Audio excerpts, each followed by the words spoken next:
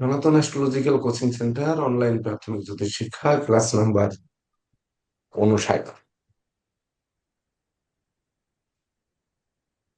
বিষয় হচ্ছে সংখ্যাতত্ত্বের নিগূঢ় তত্ত্ব ও পরীক্ষার প্রস্তুতি। তো ক্লাস হচ্ছে 8ই মে 2026। সংখ্যাতত্ত্ব মোতাবেক ড্রাইভার নাম্বার 8, কন্ট্যাক্ট নাম্বার 5। আজকের বার হচ্ছে শুক্রবার, শুরু হচ্ছে সন্ধ্যা 6টা।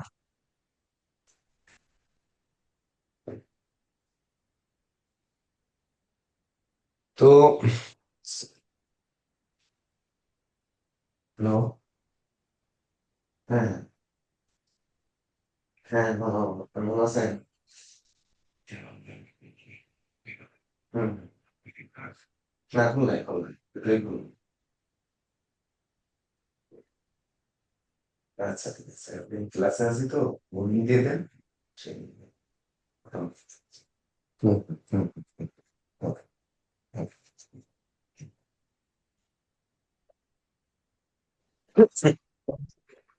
তো ক্লাসের শুরু লগ্ন হচ্ছে আমাদের বৃশ্চিক লগ্ন। ক্লাস শুরু হচ্ছে।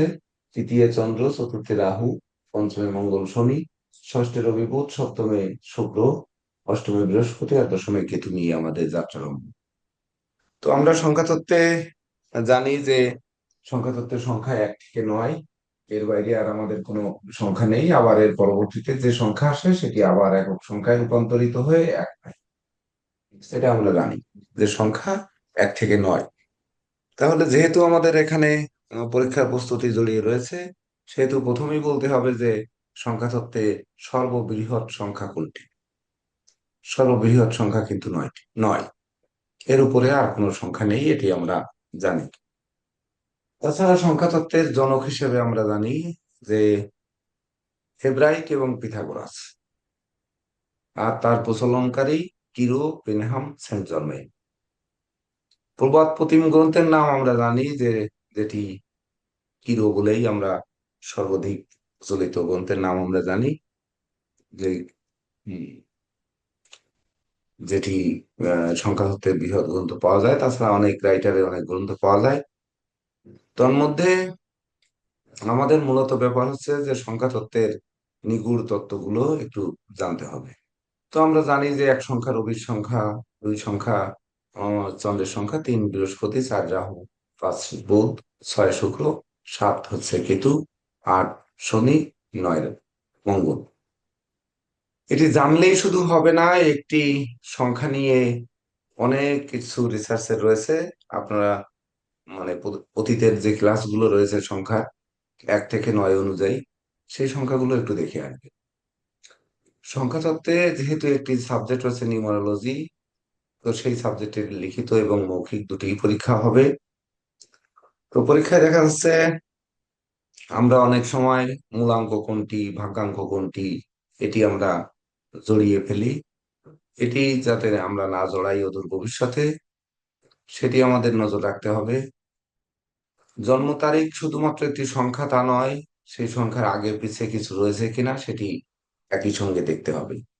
যেমনটি আমরা একটি উদ্বোধনী ক্লাসে বলেছিলাম যে 1 তারিখে জন্মগ্রহণকারী জাতক জাতিকার 1, 10, 19 এবং 28, এই যে জাতক জাতিকারা সবাই রবির জাতক। তো 1 যখন আমরা লিখি তখন কিন্তু 0 1 লিখি। যেমন এক সময় ধরেন আমরা লিখতাম যে 8ই মে 2026 ইংরেজি। ইংরেজি প্রয়োগ করতে হতো এবং 8-এর পরে রস্যই দিতে হতো।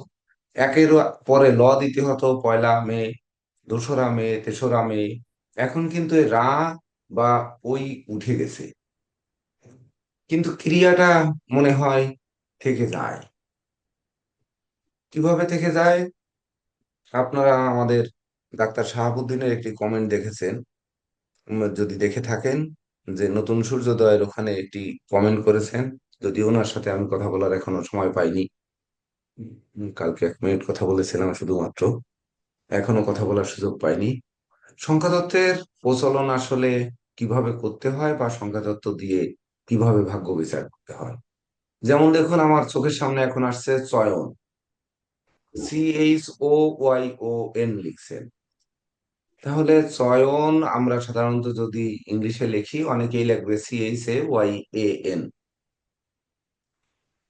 অথচ এই সংখ্যা তত্ত্ব মোতাবেক কিন্তু উনি বানানটা সঠিক করেছেন, যে চয় না করে নাই, চো ও অন করেছে।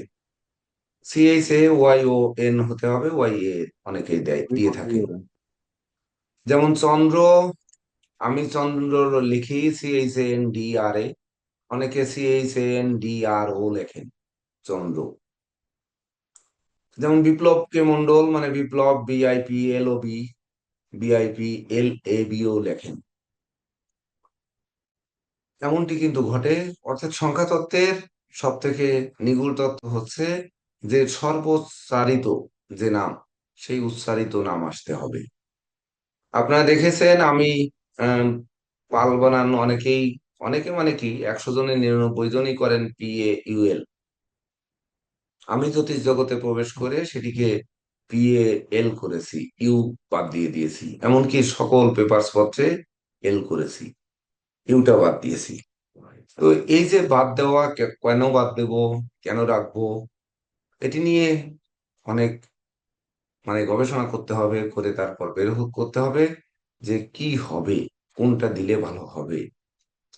অনেকে দেখুন, যেমন এক সময় আমি দেখেছি আমার এই আহ, যে রোডটি, এটির নাম হচ্ছে আহসান আহমেদ রোড।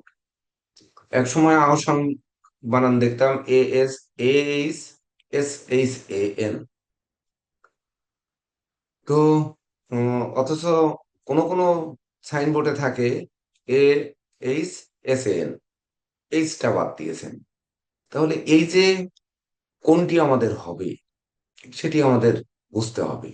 রত্নবাহু, RATNA, রত্ন, আমরা রত্ন RATNA লিখি, কিন্তু ওখানে রত্ন RATNO, এভাবে সংশোধন করে যদি আমরা নিউমারোলজি করি, তখন কিন্তু আমরা প্রকৃত নিউমারোলজির যে মানটা পাবো, সেই মান দিয়ে হচ্ছে আমাদের বিচার করতে হবে। তো যেমন সংখ্যা তত্ত্বে যদি ইউরেনাস নেপচুন বলা হয়, তাহলে ইউরেনাস মানে রাহু, নেপচুন মানে কেতু, এটি আমাদের ধরে নিতে হবে। অনেক সময় Indian college of astrology and astronomy ওনারা রাহু কেতু না বলে ইউরেনাস এবং নেপচুন বলেন। সেটি আমাদের একটু ধরে নিতে হবে, যে ইউরেনাসকে অবশ্যই 4 সংখ্যা, আর নেপচুনকে সংখ্যা 7 বলে বিবেচিত করতে হবে। তো কেতুর একটি স্পন্দন রয়েছে, যে ক্লাস শুরুর আগে দেখছিলাম আমাদের কিশোরী মোহন মন্ডল মহোদয় বলতেছিলেন, ওই কথাটা শুনেছিলাম, যে অশ্বিনী নক্ষত্র কেতু 10 ডিগ্রি পর্যন্ত তুঙ্গস্থ হয়, 13 ডিগ্রি 20 মিনিট হচ্ছে কেতু নক্ষত্র।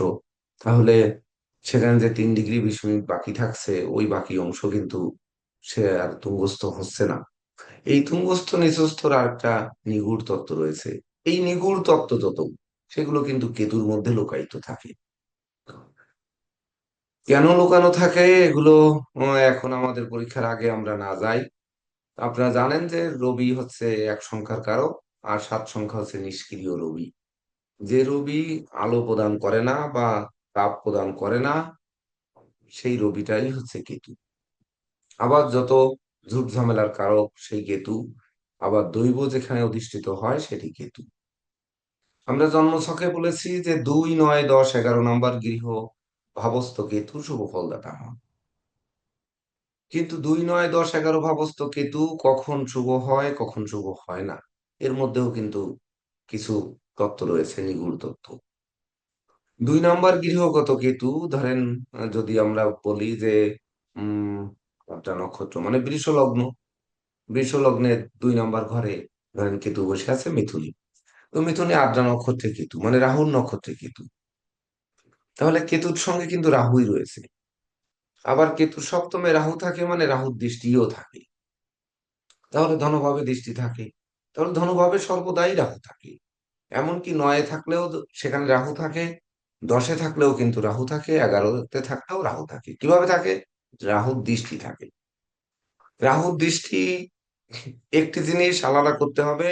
আবার কেতু যখন 2 9 10 11-তে রয়েছে, সে যদি রাহুর নক্ষত্রে থাকে তাহলে সেটিকে আলাদা করতে হবে। যেমন মকর লগ্ন 2 নম্বর গৃহ যদি শতবিশা নক্ষত্রে, এখন কিন্তু রাহু আছে, ধরেন এটি লগ্ন, তাহলে 2 নম্বর ঘরে যদি কেতু থাকে, রাহু দৃষ্ট তো থাকবেই। রাহু কেতু প্ল্যানেটের সমসপ্তমে থাকে। তো সেটি রাহুর নক্ষত্রে থাকলে ওই কেতু, আমরা জানি কেতু মারামারি করায়, দুর্ঘটনা ঘটায়, উচ্চস্থান থেকে পতন ঘটায়, ক্রনিক ডিজিজে আক্রান্ত করে। রাহু বিশেষ করে ষড়যন্ত্রে জড়িয়ে দেয়, ষড়রিপু জাগ্রত করে, এগুলো আমরা জানি। কিন্তু এই যে দুর্ঘটনা ঘটায়, রাহুর নক্ষত্রে থাকলে তখন কোন দুর্ঘটনা ঘটায়, আর তার গ্রহে থাকলে কি ধরনের দুর্ঘটনা ঘটায়, কেতুর নক্ষত্রে থাকলে কি ধরনের দুর্ঘটনা ঘটায়। আমাদের এই শুভ্র মালাকার মারা গেলে, 5 তারিখে মারা গেলে, যখন আমরা চিন্তা করলাম যে বিদ্যুৎ স্পৃষ্ট হয়ে মারা গেল, তাহলে মঙ্গলটা কিন্তু ওই দেখেন রাহুদিষ্ট হয়ে শনিযুক্ত হয়ে বসে আছে অগ্নিকারক। তো এই রাহুর সঙ্গে সম্পৃক্ততার উপরে নির্ভর করবে রাহু মঙ্গলের যুক্ততা। এর সঙ্গে রবির কোনো কানেকশন তার প্ল্যানেটে ছিল, তার জন্য এই বিদ্যুৎ স্পৃষ্ট হয়ে মারা গেল। আবার আগুন জ্বলছে, সেই আগুনে ঝাঁপ দিয়ে মারা যাচ্ছে, সতীদাহ দেখছেন আপনারা, সতীদাহ সেখানে পুড়িয়ে দেওয়া হচ্ছে। বা ধরুন গ্যাস সিলিন্ডার বাস্ট হয়ে যাচ্ছে, তো আগুনটা কোন আগুন, সেটিও কিন্তু বুঝতে হবে। তো সংখ্যা তত্ত্বের সবসময়ের জন্য সংখ্যা তত্ত্বকে নিয়ে যেতে হবে যে এক সংখ্যা রবির সংখ্যা। তাহলে রবির গৃহ মাত্র একটি, সেটি হচ্ছে সিংহ। সিংহতে আমাদের কেতু রয়েছে, শুক্র রয়েছে এবং রবি রয়েছে। তাহলে এই সিংহের কেতু মূল ত্রিকোণস্থ। তাহলে কেতু মূল ত্রিকোণ সিংহে, কেতু তুঙ্গ গৃহ বৃষ, ওই সরি ধনু, এবং মতান্তরে হচ্ছে বৃশ্চিক। যদিও Indian college of astrology and astronomy বা ইন্ডিয়ান জ্যোতিষশাস্ত্র বলবে যে রাহু তুঙ্গস্থ হয় বৃষ রাশিতে, উপর বিপরীতে বৃশ্চিক রাশিতে কেতু তুঙ্গস্থ হয়। কিন্তু আমরা শিখিয়েছি আপনাদের যে রাহু মিথুন রাশিতে তুঙ্গস্থ, ফলাদেশের ক্ষেত্রে আপনারা বিবেচনা করবেন, এবং ধনু রাশিতে গিয়ে কেতু নিচস্থ, ওই কেতু তুঙ্গস্থ, বিপরীতে নিচস্থ হবে। কিন্তু সিংহ রাশিতে কেতু তার মূল ত্রিকোণ, আর হচ্ছে কুম্ভ রাশিতে রাহু তার মূল ত্রিকোণ। তো আমরা রবির, যদি যেহেতু রবিতে ছিলাম, তাহলে আমাদের ধরতে হবে যে এক সংখ্যা 1 তারিখে জন্মগ্রহণ করেছে। তার ধরেন চন্দ্র মোতাবেক রাশি সিংহ, সিংহ রাশি ধরে নেন মঘা নক্ষত্র। তাহলে সিংহ রাশি মঘা নক্ষত্র মানে কেতুর নক্ষত্রে সে জন্মগ্রহণ করেছে, কেতুর দশায় জন্মগ্রহণ করেছে। এই ব্যক্তির কি দুর্ঘটনা ঘটলে কোনটি ঘটতে পারে, স্বয়ং কেতুর নক্ষত্রে আছে, এমনকি আপনার লগ্ন ধরে নেন সিংহ লগ্ন, তাহলে কি হবে, আবার 1 তারিখে জন্মগ্রহণ করেছে, তাহলে ওই নিষ্ক্রিয় রবি সক্রিয়তা পাবে। সক্রিয়তা পেলেও তার মূল ত্রিকোণে কেতু আনন্দে থাকে, মানে যে কোনো গ্রহ মূল ত্রিকোণে আনন্দ থাকে। তাহলে সেই আনন্দ থাকলে তার জীবনে নিরানন্দ কেন বাধাবে, কেন তার জীবিকায় আঘাত দেবে, কেনই বা স্বভাব চরিত্রে নষ্ট করবে, কেন বা আসক্তি দেবে, কেন বা মনোকষ্ট দেবে, কেন দেবে? সে তো মূল ত্রিকোণে আনন্দময়, সে তো আনন্দ দেবে। কিন্তু আনন্দটি কোন দিক থেকে আসবে, সেটি আমাদের অনুধাবন করতে হবে। যদি সিংহ রাশিতে পূর্ব ফলগুনিতে থাকে, তাহলে অধিপতি শুক্র, তাহলে আমাদের সুখ শান্তি ধন ঐশ্বর্য জৌলুসতা চাকচিক্য, হ্যাঁ স্বচ্ছতা, নিট অ্যান্ড ক্লিনতা, এগুলো দেবে। তাহলে রবির একই ব্যক্তি 1 তারিখে জন্মগ্রহণ করছে, একক এক বলছি কিন্তু আমি। তাহলে এই একক এক, যিনি 1 তারিখে জন্মগ্রহণ করছে, সিংহ রাশি সিংহ লগ্ন, তাহলে সেই ব্যক্তির যদি নক্ষত্র হয় পূর্ব ফলগুনি, তাহলে শুক্রের নক্ষত্র। এখানে এই শুক্র তাকে সুখ শান্তি প্রেম সম্ভোগ, বা ধরুন আপনার স্নেহপ্রীতি বা ভালোবাসা, এগুলো দেবে, শুক্রের যেগুলো সেগুলো দেবে। তখন কিন্তু আমাদের মনে করতে হবে যে এই শুক্র মানে রবির যে দুটি শত্রু, একটি ওই শুক্রের দুটি শত্রু, একটি হচ্ছে রবি আর চন্দ্র। তাহলে ওই শুক্রের নক্ষত্রে আছে রবি, তো তার শত্রু ওই রবির তারিখে, তা ঘরের ভিতর শত্রু। তাহলে যিনি মঘা নক্ষত্রে জন্মগ্রহণ করেছে তিনি একক কেতু। এখান থেকে পার্থক্যকে নিতে হবে, যিনি পূর্ব ফল্গুণীতে জন্মগ্রহণ করছে তিনি শুক্রের নক্ষত্র। তাহলে শুক্রের নক্ষত্রের সুখ ব্যাহত কিন্তু করবে। কোন দিক থেকে করবে? ওই যে যশ খ্যাতি প্রতিপত্তি যেগুলো, বা লগ্নভাব থেকে যেটা বিচার করব, সেটি লগ্নে যেহেতু কেতু, আমরা ওই কেতুর কথা একটু বলতেছিলাম, তখন কিন্তু এটি ঘটাবে। তো আমরা এক সংখ্যায় যাই, না হলে একটু পেঁচিয়ে যাব, এক সংখ্যা হয় রবি। তো রবি শুক্রের নক্ষত্রে থাকলে আমরা কেতুকে আগে বাদ দিই, কেতু পরে আনি। তখন কিন্তু যে ওই শুক্র শত্রু গৃহগত, শত্রু স্থানগত থাকার কারণে ধরেন তার সুখটা ব্যাহত হবে। কিন্তু কোন দিক থেকে ব্যাহত হবে এটি আমাদের বুঝে আসতে হবে। আর যখন রবির নক্ষত্রে থাকবে রবি, তখন রবির জৌলুস তো পরিপূর্ণরূপে বাড়বে, কিন্তু সে তো পাবে মাত্র 3 ডিগ্রি 20 মিনিট। তাহলে এই যে 3 ডিগ্রি 20 মিনিট পাবে, বাকি অংশ তো চলে যাচ্ছে উত্তর ফল্গুনীর, মানে কন্যা রাশির 10 ডিগ্রি। তাহলে ওই কন্যা রাশির 10 ডিগ্রিতে রবি কি হবে? তখন কিন্তু ওই ধনভাবে বুধ আর আদিত্য, মানে বুধের গৃহ আদিত্য গিয়ে প্রবেশ করছে, তখন কিন্তু বুধাদিত্যের মতো প্রকৃত ফল পাবে। তাহলে রবি স্বরাশিতে থেকেও বা চন্দ্র সিংহ রাশিতে থেকেও সিংহতুল্য পরাক্রমী কখন হবে, এটি আগে আমাদের বুঝতে হবে। কেতু নক্ষত্রে রবি থাকলে সিংহের মতো পরাক্রমী হবে, না শুক্রের নক্ষত্রে থাকলে সিংহের মতো পরাক্রমী হবে, না রবির নক্ষত্রে থাকলে সিংহের মতো পরাক্রমী হবে? আমি বলবো যে উত্তর ফল্গুনী নক্ষত্রে থাকলে সিংহের মতো পরাক্রমী হবে। আর শুক্রের নক্ষত্রে থাকলে নাদুস নুদুস হবে, চেহারাটা খুব সুন্দর হবে, জৌলুসপূর্ণ হবে। আর কেতুর নক্ষত্রে থাকলে তার বাধা আর বাধা এগুলো চলবে, এগুলো আমাদের আলাদা করে দেখতে হবে। কিন্তু যিনি 1 তারিখে জন্মগ্রহণ করেছেন, 1 তারিখ লিখতে গেলেই সামনে শূন্য দিয়ে লিখতে হয়। আপনার যখন কোনো জন্ম তারিখ অনলাইনে যখন ফিল আপ করেন, তখন দেখবেন যে ওই তারিখের আগে শূন্য দিতেই হয়, না দিলে হয় না। তাহলে এই ইংরেজি বর্ণমালা তৈরি হয়েছে ইংরেজদের কাছ থেকে, ব্রিটিশদের কাছ থেকে, যেটির আগে কিন্তু শূন্যর প্রয়োগ করতে হবে। তাহলে ওনার আগে শূন্যতা, এই যে শূন্যতা, সেই শূন্যতা কোন শূন্যতা, সেটি কিন্তু খুঁজে বের করতে হবে। খুঁজে বের করতে গেলে এই সিংহের আগের শূন্য কোন শূন্য, সিংহ রাশিতে, রাশি সিংহ লগ্ন, ধরেন যদি রবি উত্তর ফল্গুনী নক্ষত্রে হয়, তাহলে আগের শূন্য কি থাকবে? ভালোবাসার শূন্য, প্রেমের শূন্য, স্বাস্থ্যের শূন্য, বা ধরেন ওই শুক্রের যে শূন্যগুলো ওইগুলো। যদি সে পূর্ব ফল্গুনী নক্ষত্রে থাকে তাহলে মঘার শূন্য, শূন্যতা কিন্তু বিরাজ করবে সবসময় আগে শূন্য। এই আগের দিকটা কিন্তু বিবেচনায় রাখতে হবে। ঠিক একইভাবে যখন আমরা দুই সংখ্যাকে দেখব, দুইয়ের আগে শূন্য যেহেতু রয়েছে, তখন কিন্তু কর্কট, দুইয়ের অধিপতি চন্দ্র, চন্দ্র মানে রাশি কর্কট, তখন তার আগে শূন্যতাও কিন্তু এভাবে পার্ট অনুযায়ী বিচার করে নিতে হবে। নিউমারোলজিকে যখন অ্যাস্ট্রোলজি এবং পামিস্ট্রির সঙ্গে আমরা একভাবে মেলাতে পারবো, তখন বুঝবো যে কত, মানে সংক্ষেপে আমার মনে হয়, আমি আমার 25 বছরের জীবনে দেখেছি, নিউমারোলজি যত সঠিকভাবে প্রয়োগ করতে পারলে মানবের জীবনে যত দ্রুত ফলাদেশ দেওয়া যায়, এত সহজ ভাবে আর কোনো সাবজেক্টে মানে ফলাদেশ দেওয়া সম্ভব নয়। কিন্তু নিউমারোলজি নিয়ে গবেষণা দিন দিন বিলুপ্ত হচ্ছে। আপনারা জানেন যে দেশে বিশ্বে নাস্তিকের সংখ্যা, ধর্মীয় উম, ধর্ম পরায়ণ থেকে নাস্তিকের সংখ্যা দিন দিন বৃদ্ধি পাচ্ছে। তো ধর্ম জ্যোতিষ এগুলোর উপর চর্চা দিন দিন কমে যাচ্ছে। তো কমে যে নাস্তিকতা যখন বাড়ছে, তখনই কিন্তু আমাদের দেখতে হবে যে দুইয়ের ওই যে অনর্থ, দুই সংখ্যার আগের যে শূন্যতা, সেই শূন্যতা আমাদের উম, কেন দিচ্ছে না বা কি কারণে দিচ্ছে না, এটি আমাদের বের করে নিয়ে আসতে হবে। বের করতে গেলেই কিন্তু দেখবো যে হাহাকার হাহাকার হাহাকার, সেটি কিন্তু শনির করে থাকে যখন মানুষ বিচলিত হয়। সেই শনি কিন্তু আপনার পুষা নক্ষত্র কর্কটে রয়েছে। এমনকি অশ্লেষা যে বুধের অংশ রয়েছে সেটি বুধ, ওই বুধ আবার কোন ধরনের শূন্যতা দেয়? বুধের আগের শূন্যতা কিন্তু অশ্লেষা নক্ষত্রের চন্দ্র থাকলে তার আগে কিন্তু শনি থাকে, এবং অশ্লেষা পূর্ণ নক্ষত্র নিয়ে থাকে, এটি বুঝতে হবে। যখন শনি নক্ষত্রে থাকে তখন শূন্যতা বৃহস্পতি দেয়।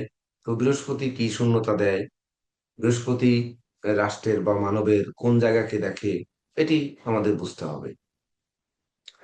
তো 1 তারিখে যখন আমরা জন্মগ্রহণকারী জাতক জাতিকার শূন্যতা যখন অনুধাবন করার চেষ্টা করি, তখন তাকে আমরা বলেছি 1 তারিখ মানে একক রাজা। তো একক রাজার আগে শূন্যতা রয়েছে, তাহলে আগে শূন্য রয়েছে মানে একেতে একক, মানে তার কাছে কেউ নেই। তো শূন্য রাজ্যে একক রাজা, এটা তো আপনারা ওই ক্লাস থেকে আসলে বুঝবেন। কিন্তু ধরেন নিউমারোলজিতে এখন পরীক্ষার সময় আমাদেরকে বলবে না, তবু আপনারা জ্যোতিষ হয়ে যাচ্ছেন একটু জেনে চান, পরবর্তীতে যাতে রিসার্চ করে এটিকে অনুধাবন করানো যায় বা আপনারা প্রয়োগ কৌশলটা ঠিক মতো জানেন। তখন আমাদের ওই যেতে হবে যে উনি শূন্য থেকে গড়ে এসে, ধরেন সাধারণ কথায় যদি বলি তাহলে নিজে নিজে প্রতিষ্ঠিত হয়েছে। তাহলে 10 তারিখে হলে কি হবে? উনি প্রতিষ্ঠিত ছিল, আর পরে শূন্যতা আসছে, এরকম ধরে নিতে হবে। ধরে নেই আমরা আপাতত, তারপরে আমরা উম, পরবর্তী বিশ্লেষণে যাব।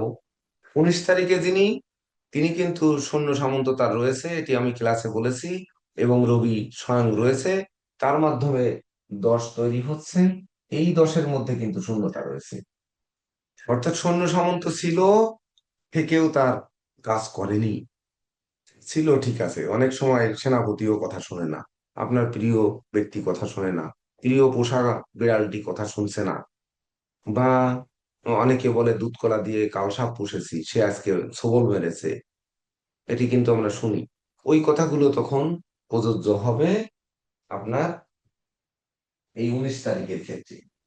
বিশেষ করে কথা শুনে না, উম, যে আপনার শক্তি, যে সেই শক্তির কথা শুনছে না, কেন শুনছে না, সেটি 19 তারিখ বিশ্লেষণ করলে আপনারা বুঝতে পারবেন যে কেন আমাদের সেই শক্তি কাজ করছে না, বা ধৈর্য সাহস মনোবল ভেঙে যাচ্ছে কেন, ওই শূন্যতার কারণে।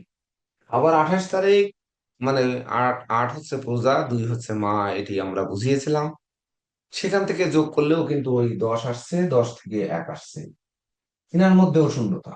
তাহলে এই শূন্যতার মধ্যে আর এই শূন্যতার মধ্যে পার্থক্যটা আমাদের বের করতে হবে। 28 তারিখ শূন্য যদি প্রজা হয়, প্রজার মধ্যে আমরা কিন্তু ক্লাসে এইভাবে বলেছিলাম, আপনার মনে করে দেখবেন যে কামার কুমার, বা ধরেন আপনার যাবতীয় কাজে ধোপা তেলিপাটনি সব থাকবে, মানে সকল কিছু আপনার রাষ্ট্রে যা দরকার, বা আপনার রাজ্যে যা দরকার, বা আপনার সংসারে যা দরকার, আপনার পরিবারে যা দরকার সবকিছু থাকবে। সেখানে আবার মাতৃমূর্তি মমতা থাকবে, স্নেহ প্রীতি ভালোবাসা থাকবে, অর্থাৎ মা থাকবে, বাবা থাকবে, সেখানে শূন্যতা থাকবে। আবার শূন্যতা আসছে পরবর্তীতে, তাহলে ওই শূন্যতাটা কি? এমনকি আমাদের অন্তিম যাত্রায় আমরা দেখি যে কেউ সহযাত্রী হয় না, শুধু একটু চোখের জল আমাদের সঙ্গে যায়। সঙ্গে যায় মানে মানুষ চোখের জল ফেলে, কিন্তু সেই জলটা কি আমরা দেখতে পাই? দেখতে পাই না। তো সবাই যখন চতুর্পাশের থেকে সরে যায়, তখন নিজেকে বড় একক মনে হয়ে যায়। তো রবি কিন্তু এক সত্তা, এমনকি একটি মাত্র সূর্য, এর দুটি নেই, যার জন্য একটি গৃহ, এর দুটি গৃহ নেই। এমনকি মাও একজন, চন্দ্র একজন, চন্দ্র একটা, তার দ্বিতীয় আর নেই। কিন্তু বাকি গ্রহগুলো দুটি করে গৃহ রয়েছে। তাহলে এই একটি মাত্র গৃহ, সেটি আমরা একটি সূর্য একটি চন্দ্র, এর জন্য আমরা জানলাম। এর ভিতরের ওই শূন্যতা, যে যে সকল দিকের শূন্যতা, এগুলো আমাদের বের করে নিয়ে আসতে হবে। সঙ্গে সঙ্গে বিবেচনা করতে হবে 1 তারিখে জন্মগ্রহণকারী জাতক জাতিকা, বিশেষ করে ধরেন এখানে আমরা যদি মেডিকেল অ্যাস্ট্রোলজি প্রয়োগ করি, তাহলে 1 তারিখে রবির লোকের আমরা বলবো মাথা ব্যথা হবে, মাথা ঘোরা হবে, মাথা যন্ত্রণা হবে, গলা থেকে মাথা পর্যন্ত দুর্বল হবে, ইএনটির প্রবলেম হবে, এগুলো আমরা পাবো সাধারণত। কিন্তু ওই যে আমরা বলি যে রোগ কখনো বংশগত রোগ হয়, কখনো দেখা যাচ্ছে নিজে রোগী হয়। কিছু কিছু রোগ আছে বংশগত, বংশ পরম্পরায় হতেও থাকে, আর কিছু রোগগুলো নিজের শরীরে প্রবেশ করে। আবার কেউ বংশগতভাবে ধন সম্পদ সম্পত্তি যশ খ্যাতি পায়, আবার অনেকে দেখা যাচ্ছে নিজে উপার্জন করে নিজেই পেতে হয়, নিজের কর্ম দ্বারা পেতে হয়। তাহলে 1 তারিখের রবি, তার আগে শূন্যতা রয়েছে, তাহলে আগের থেকে সে কিছু পাবে না, তাকে নিজেকেই দাঁড়াতে হবে শূন্য বামে। আর এই বামে থাকার আরেকটা নিগূঢ় রহস্য আরো একটু রয়েছে, সেগুলো আমরা ওইদিকে আমরা যাব না, যে যেটি আমরা উদ্বোধনী ক্লাসে বলেছিলাম, সেটির ভিতর আমরা যাব না, তবে হালকা একটু যেটুক বললাম, এর বাইরে আরো একটু বিষয় রয়েছে, সেটি আমরা ধাপে ধাপে জেনে যাব পরবর্তীতে যদি আপনারা সঙ্গে থাকেন। তাহলে আমাদের যদি সংখ্যা 1কে নিয়ে, ধরেন আমাদের একটি প্রশ্ন হলো যে এক সংখ্যা রবির সংখ্যা। এই রবির সংখ্যার একটি জন্ম তারিখ সাধারণত ওই জন্ম তারিখ তারিখ বসিয়ে দিয়েই প্রশ্ন আসে। নিউমারোলজির বিভিন্ন প্রশ্ন যদি আসে তাহলে দেখা যাচ্ছে আহ, এই সংখ্যা আহ, বসিয়ে দেওয়া হয়। এটি আপনারা দেখবেন যে যখন প্রশ্নপত্র পাবেন তখন বুঝতে পারবেন যে এটা প্রায় বসিয়ে দেওয়া থাকে। তবে আমাদের জানতে হবে যে সংখ্যা 1 থেকে 9 পর্যন্ত যে সংখ্যাগুলো রয়েছে সেটি কোন গ্রহের কারক এটা আমরা জানি, এবং সেগুলো উল্লেখ করে ধরেন 3টি সংখ্যা শুভাশুভ বিশ্লেষণ করুন। কিন্তু শুভাশুভ যখন আপনারা বিশ্লেষণ করবেন তখন কিন্তু এই বিবেচনায় রাখতে হবে যে 3টি সংখ্যা যখন করতে বলবে 1 2 3 করতে পারেন বা 1 3 5 করতে পারেন, যে কোনো 3টি করলে সেখানে যদি একটু উল্লেখ করে দেন যে 1 তারিখে জন্মগ্রহণকারী জাতক জাতিকা, 10 তারিখ, 19 তারিখ, 28 তারিখ, একে যদি একটু আলাদা করে দেন, সময় তো আপনাদের 2 ঘন্টায় 7টি প্রশ্ন লিখবেন, সময় থাকবে। সেখানে উল্লেখ করে দিলে কিন্তু আমাদের মনে হয় আপনাদের চর্চাটাও বাড়বে এবং আমরা এগোতেও পারবো। সংখ্যা তত্ত্বের গুরুত্ব কি যদি বলা হয় তাহলে গুরুত্ব দিতে গেলে, বা যেহেতু আমি লিখেছি সংখ্যা তত্ত্বের নিগূঢ় তত্ত্ব যদি দিতে হয় তাহলে কিন্তু ওই এক সংখ্যার শুধু আপনি লিখে দিলেন যে রবি এই, 3 সংখ্যার বৃহস্পতি এই, বৃহস্পতির এই দিক শুভ দিক এই অশুভ দিক, বৃহস্পতির এই রোগ ইত্যাদি, শেষ। বৃহস্পতির রত্ন এই, রবির রত্ন শনি, বৃহস্পতির রত্ন পোখরাজ, হয়তো আপনাদের শেষ হলো। কিন্তু নিগূঢ় তত্ত্বটা কিন্তু উদ্ঘাটন হলো না। সেটি আমাদের উদ্ঘাটন করতে হবে। একই সঙ্গে সেই ব্যক্তির নিউমারোলজি করতে গেলে তার নাম সংখ্যাকে নিতে হবে। নাম হচ্ছে উচ্চারিত নাম, শব্দায়িত যে নামটি, সেই নামটি নিতে হবে। তো যেমন দেখেন সুভাষ রয়, আহ, আহ, উনি ROY লেখেন, কেউ RAY লেখেন। তাহলে এই কেন RAY আর ROY, এর মধ্যে কি বর্ণগত কোনো পার্থক্য রয়েছে কিনা, কোনো বিশেষ করে গোত্রগত বা পার্থক্য রয়েছে কিনা, বংশগত কোনো পার্থক্য রয়েছে কিনা, সেটি একটু অনুধাবন করতে হবে। আমরা সাধারণত এই বঙ্গদেশে যেটি দেখি যে রায় ROY লেখে বা RAY ও অনেকে লেখেন। আহ, আমরা ভুল ধরার মধ্যে যাচ্ছি না বা গোত্রগত বংশগতের দিকে যাব না। কিন্তু উনি যদি RAY লেখেন তাহলে 2 আর 1 3 আর 1 4 হয়, রায়। আর যদি ROY লেখেন তাহলে 1 হয়, মানে 2 7 2 9 আর 1 10। এই যে 1 হয় তাহলে কোন রয়, কোন রয় ওনাকে পাওয়ার দিচ্ছে। যখন ROY লিখবে তখন রবি চলে আসছে, যখন RAY লিখছেন তখন রাহু চলে আসছে। তাহলে রাহু তো আর নিষ্ক্রিয় রবি বা নিষ্ক্রিয় মানে রাতের রবি আর দিনের রবি নয়। তাহলে এই জায়গায় আমরা কি করব? এই জায়গায় গিয়ে কিন্তু আটকে যাই আমরা। নীরজ স্যার যেমন লিখেছেন ROY, অনেকে আপনারা দেখেছেন যে RAY লেখেন। তাহলে এই জায়গায় কিন্তু আমাদের নিউমারোলজিতে উনি রয় লিখলেও আমাদের উচ্চারণটা রায় করি, RAY নিয়ে আমাদের মান বিচার করতে হবে। তখন দেখা যাচ্ছে এই রবির উপর কি রাহুর প্রভাব পড়বে না? পড়বে। আমাদের দরকার ছিল কি, আমাদের একটি আহ, নিগূঢ় ক্লাসের দরকার ছিল সংখ্যাতত্ত্বের, সেটি হচ্ছে সংখ্যাতত্ত্ব দিয়ে হরোস্কোপ তৈরি করা যায় কিনা। সংখ্যাতত্ত্বে জন্ম তারিখ দিয়ে একটি হরোস্কোপ তৈরি করা যায় কিনা। আমরা টোটালে আপনাদের কারো জন্ম তারিখটা নেব, মানে জন্ম তারিখটা মানে একটি জন্ম তারিখ নিব, ধরেন নেওয়ার পরে সেই জন্ম তারিখে ছক করব, করার পরে তার ছকের সঙ্গে মেলে কিনা, যে গ্রহগুলোকে বসানো যায় কিনা। এই বসানোর অনুধাবন যদি করা যায় যে আমরা গ্রহগুলোকে বসাবো, কিন্তু জন্ম তারিখ যখন নিয়ে ফেলতেছি পুরাটা, তখন তো আমরা সফটওয়্যারে একবারেই ক্লিক করে চলে যাচ্ছি যে আমরা জেনে যাচ্ছি ছকের এই এই এই গ্রহ এই জায়গায় পড়বে।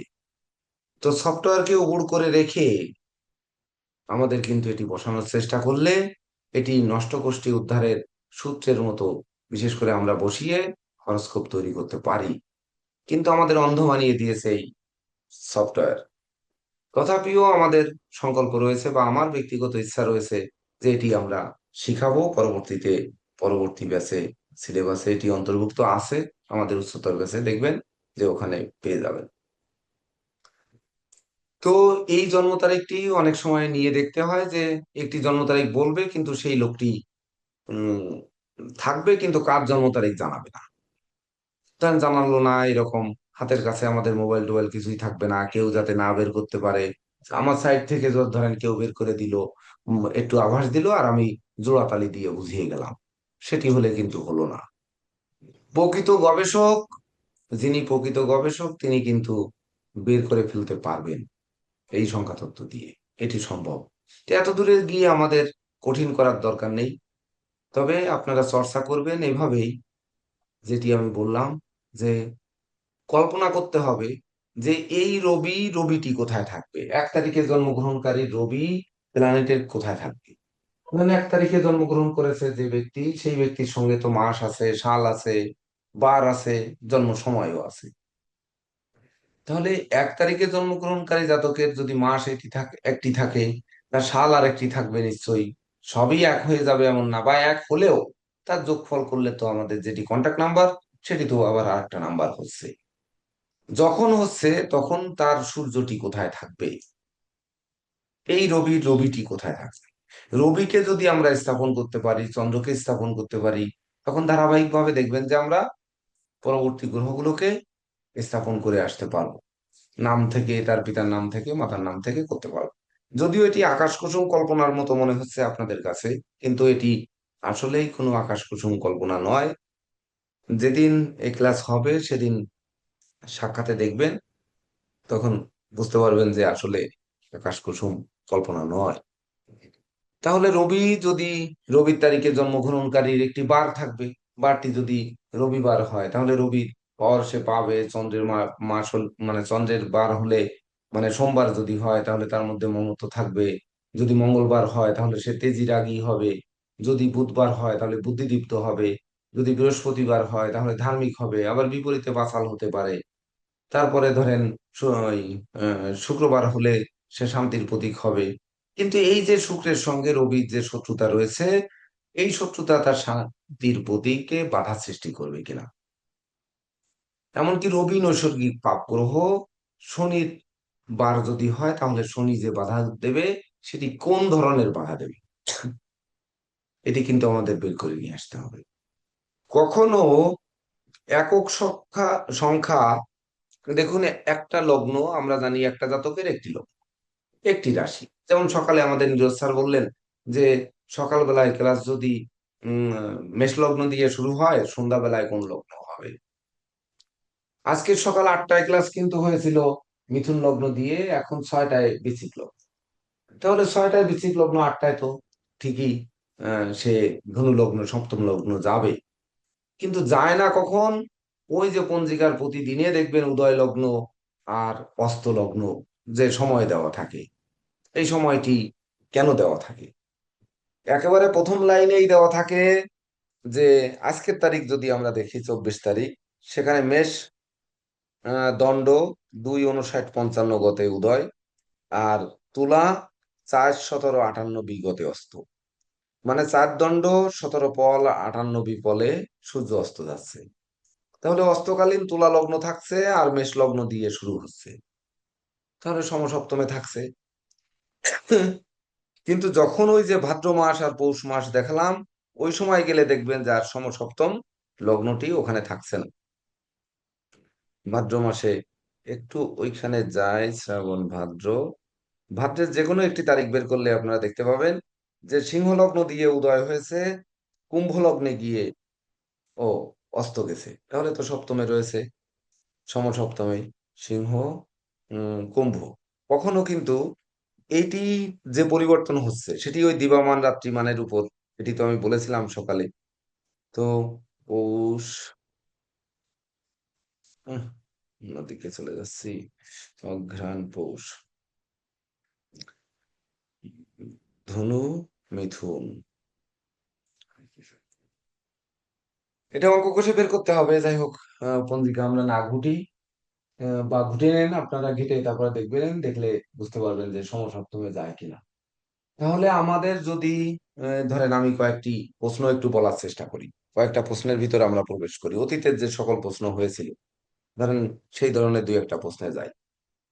সংখ্যাতত্ত্বের আকর্ষণীয় সংখ্যা কোন সংখ্যাকে আকর্ষণ করে, কোন সংখ্যাকে বিকর্ষণ করে, এটি আমরা জানি কিনা। তাহলে আমরা কিভাবে বুঝবো? সংখ্যার যে গ্রহ, সেই গ্রহ অনুযায়ী তার শত্রু আর মিত্র। শত্রু থাকলে তোর বিকর্ষণ হবে, আর মিত্র থাকলে আকর্ষণ হবে। এটা তো আমরা জানি। তা এর বাইরেও কিন্তু সংখ্যা তত্ত্বের আকর্ষণ বিকর্ষণ আপনাদের আরেকটি বিষয় শেখানো হয়েছিল, সেটি আপনাদের মনে করতে হবে।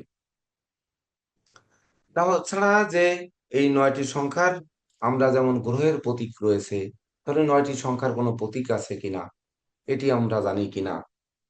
প্রত্যেক একক সংখ্যাকে প্রত্যেক সংখ্যাকে একক সংখ্যায় পরিণত কিভাবে করে, একটি জন্ম তারিখ দিলে বা একটি সংখ্যাকে যদি আমরা লিখি ১০,৫৪৫, তাহলে ১০,৫৪৫ কে একক সংখ্যায় রূপান্তর আমরা কিভাবে করব? ১০,৫৪৫, এটা তো আমরা জানি।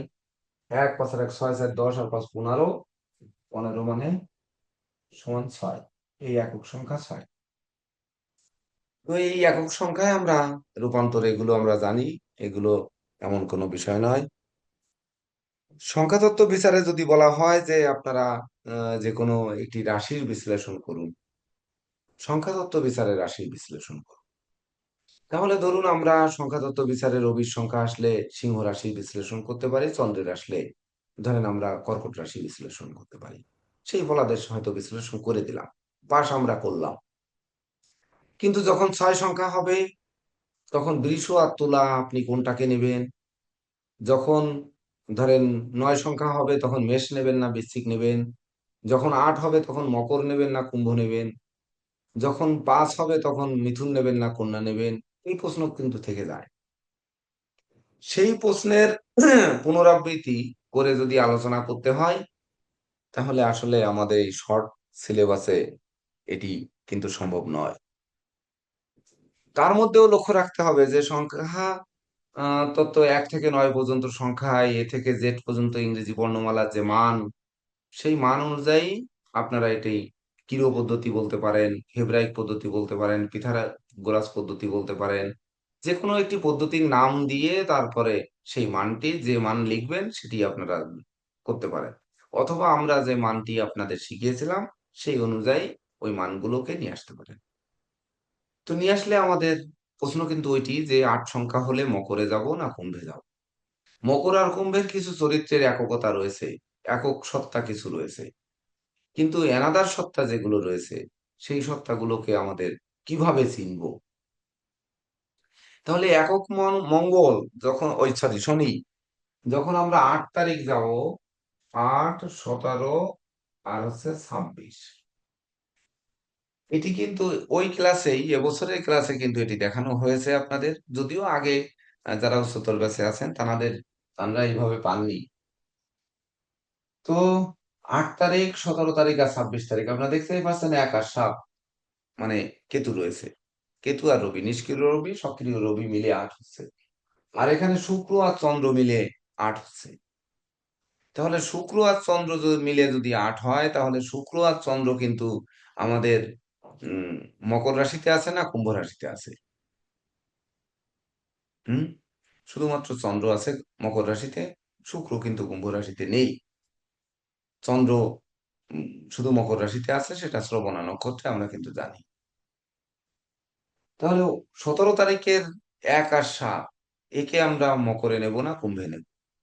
এটি একক শনি। বা ৮ তারিখ একক শনি। এটি আপনাদের বুঝতে হবে। এটি এটি বোঝা কিন্তু সহজসাধ্য ব্যাপার নয়। যদিও নিউমারোলজি সহজ, কিন্তু এটি একেবারে শুধু ক্লাস করে যাব, জলজ্বলন্ত মতো পাস করে যাব, তার জন্য এটি কিন্তু সহজসাধ্য ব্যাপার নয়। তদনুরূপ ওই বুধের সংখ্যাও কিন্তু তখন আমাদের রাশি নির্ণয় করা সহজ নয়। তবে একটি বিষয় একটু বলে যাই, যে মঙ্গল, ধরেন আমরা মেষ রাশি, মঙ্গল জানি অশ্বিনী ভরণী কৃত্তিকা, তাহলে অশ্বিনী কেতু, ভরণী হচ্ছে শুক্র, কৃত্তিকা রবি। আর বৃশ্চিকে কিন্তু রয়েছে বিশাখা, অনুরাধা, জ্যেষ্ঠা। তাহলে বিশাখা হচ্ছে বৃহস্পতি, অনুরাধা হচ্ছে বৃহস্পতি শনি, আর হচ্ছে জ্যেষ্ঠা হচ্ছে অনুরাধা, জ্যেষ্ঠা হচ্ছে বুধ। তাহলে কোথায় কেতু শুক্র রবি হচ্ছে মেষে, কেতু শুক্র রবি, আর বৃশ্চিকে হচ্ছে বিশাখা অনুরাধা, আর জ্যেষ্ঠা মানে বৃহস্পতি শনি আর বুধ। তাহলে এই মঙ্গল কোথায় গিয়ে, মঙ্গলের শত্রু কোন গৃহগত নক্ষত্রে রয়েছে বেশি, আর কোনটা কম রয়েছে, তখন না সেই মঙ্গলের পাওয়ার পাবে। তাহলে মঙ্গলের তারিখে জন্মগ্রহণকারী জাতক জাতিকা আমরা তো জানি 9, 18, 27। 9, 18, 27, এই তিনজনই মঙ্গল। তাহলে এই মঙ্গলের মধ্যে কাকে আমরা মেষে স্থাপন করব, কাকে আমরা বৃশ্চিক দিব, বাকি জনকে কোথায় দিব, 27 তারিখকে কোথায় দেব, এটিও একটা প্রশ্ন থেকে যায়। যদিও এই ধরনের প্রশ্ন তো আর আপনাদের দেবে না। তো উম, তথাপিও সংখ্যাতত্ত্ব যদি নিগূঢ় তত্ত্ব বিশ্লেষণ করতে হয়, এটি কিন্তু আপনাদের অনুমান আপনাদের করতে হবে, বিচার প্রক্রিয়া আপনাদেরই করতে হবে। আমরা দেখা যাচ্ছে শুধুমাত্র ধরিয়ে দেওয়ার চেষ্টা করছি আজকের ক্লাসে।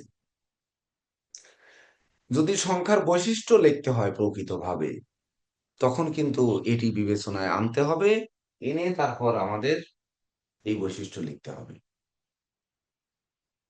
হোক অল্প শব্দ, অল্প কথায় লেখেন, আপনাদের প্রশ্নের উত্তর তো বলবে না যে আপনার 100 শব্দে লিখুন বা 200 শব্দে লিখুন, এমন কিন্তু বলবে না।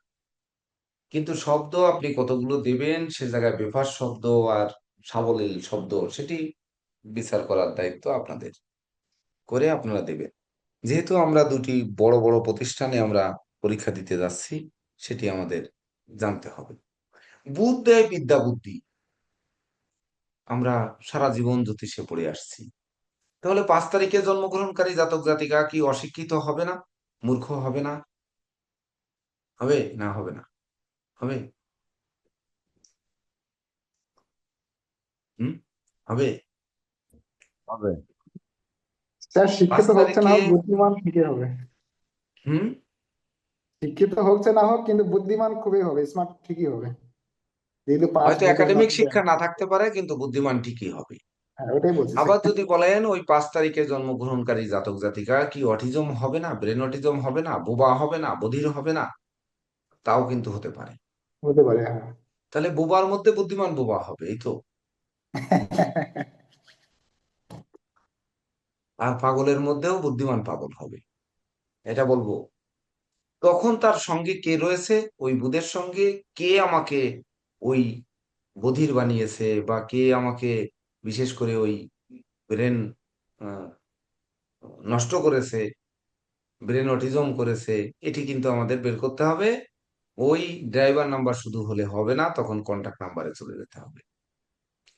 সেই কন্টাক্ট নাম্বার থেকে তারপরে বার, এমনকি ওই সময় তাকে যেতে হবে, তার নাম সংখ্যাকে নিতে হবে। অর্থাৎ সব সময় সংখ্যা তত্ত্বে আমি আপনাদের কাছে প্রার্থনা রাখবো যে সকল দিকে তাকিয়ে যেন আমরা প্রশ্নের উত্তরগুলো দিই। সকল দিকে বলতে আমরা যেন বিবেচনা করে, সংখ্যা তত্ত্বের খুব একটা ক্লাস আপনাদের দিতে পারিনি, মাত্র 9টা, আর একটা 10টা ক্লাস হয়েছে। এত বড় একটি সাবজেক্ট 10টি ক্লাসে সম্পন্ন হওয়া যায় না।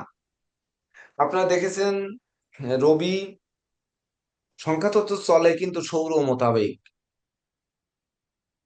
আর জ্যোতিষশাস্ত্র চলে চন্দ্র মোতাবেক। দৃক সিদ্ধান্ত আর সূর্য সিদ্ধান্ত আপনারা শুনেছেন। তো সূর্য সিদ্ধান্তটা রবি, আর দিক সিদ্ধান্তটা হচ্ছে চন্দ্র। সবসময় মনে রাখবেন যে সংখ্যাতত্ত্ব চলে, এটি হচ্ছে মূল শিক্ষা, সেটি সৌর নীতিতে, অর্থাৎ পাশ্চাত্য রাশিতে, যেটি আমরা বিচার করি হোরারি অ্যাস্ট্রোলজি।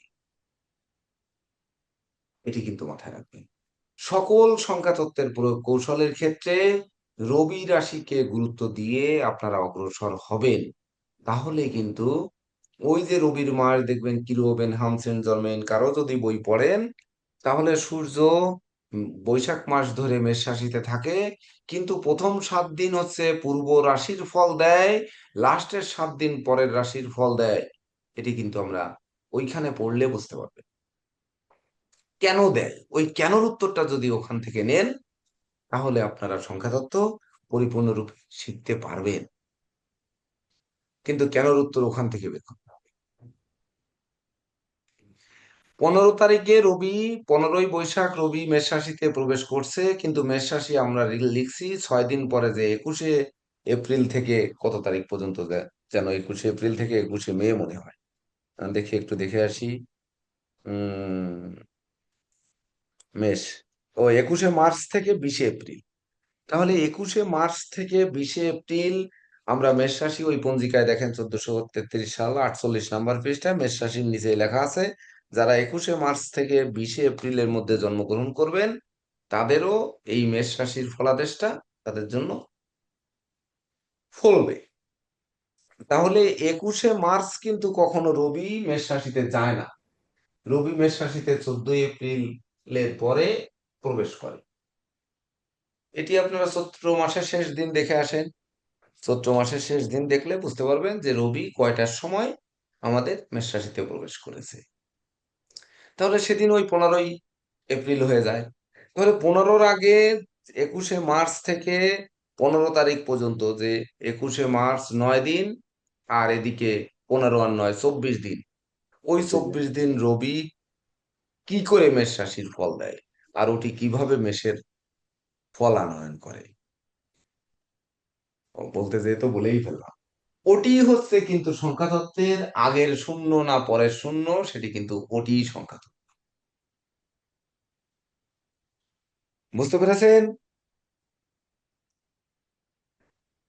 না ধরতে পারলে এটা এই পর্যন্ত চাপা থাক, এটা ধরার দরকার নেই।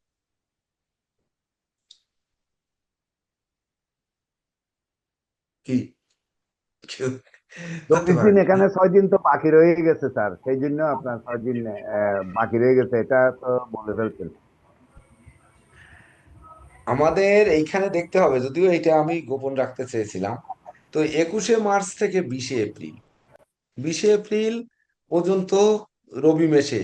তো 20শে এপ্রিলে পরে কি রবি মেশে নেই? মেশে কত তারিখ পর্যন্ত রবি থাকে? মেষ রাশিতে রবি কত তারিখ পর্যন্ত থাকে? বৈশাখ মাস, 30শে বৈশাখ চলে যায়, দেখেন। এটা কিশোরী মোহন বাবু আর নীরজ স্যার দ্রুত পারবেন মনে হয়।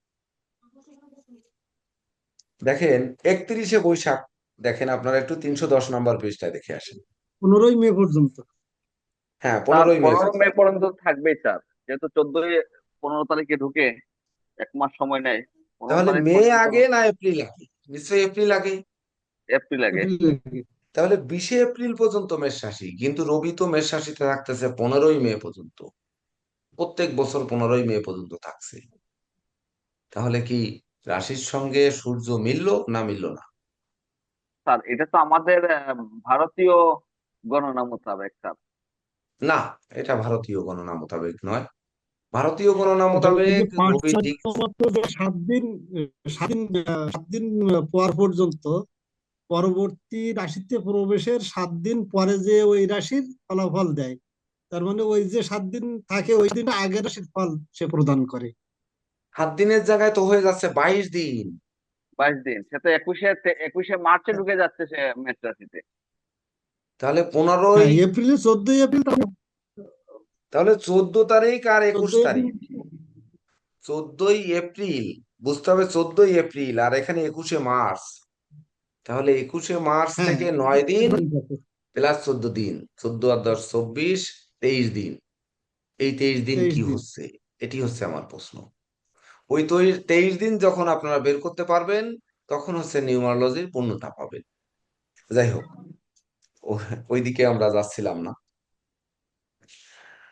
যেতে চাইছিলাম না আমরা।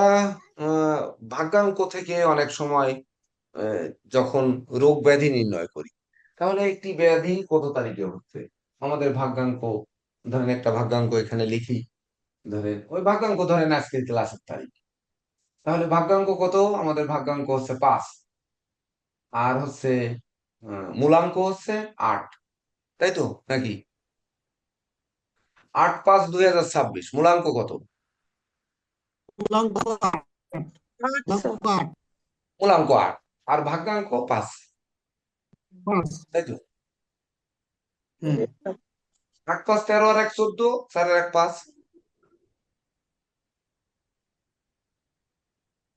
নাকি? আরে হ্যাঁ, এইটাই জন্ম তারিখ যদি ধরি, তাহলে এর ভাগ্যাঙ্ক কত? এই 5 না? জি স্যার। হ্যাঁ, হ্যাঁ, হ্যাঁ। তাহলে আর এত সময় লাগবে কেন? তাহলে এই ভাগ্যাঙ্ক আর মূলাঙ্ক আমরা যদি আলাদা করি, তাহলে আমাদের 5 সংখ্যার, ধরেন আজকে 8 তারিখ, 8 তারিখে জন্মগ্রহণকারীর কি জাতক, মানে জাতক কেমন, জাতকের চরিত্র কেমন, জাতকের শরীর স্বাস্থ্য কেমন, জাতকের মন মানসিকতা কেমন, বা সে জাতক না জাতিকা। তারপরে সেখানে আসতে হবে তার কি রোগ ব্যাধি আসতে পারে। তা ভাগ্যাঙ্ক তো ভূত, তাহলে ভাগ্যে তার কি রয়েছে, ভাগ্যে যদি রোগ থাকে রোগ হবে, তাহলে কোন রোগগুলো হবে? বুঝতে পারতেছেন না আপনারা? ধুর।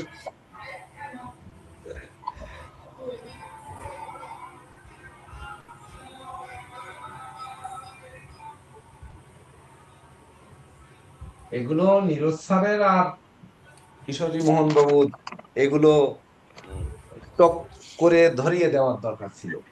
তো 8 আর হচ্ছে 5, এইটা হচ্ছে আমাদের মূলাঙ্ক, জি স্যার। এইটা হচ্ছে ভাগ্যাঙ্ক। এই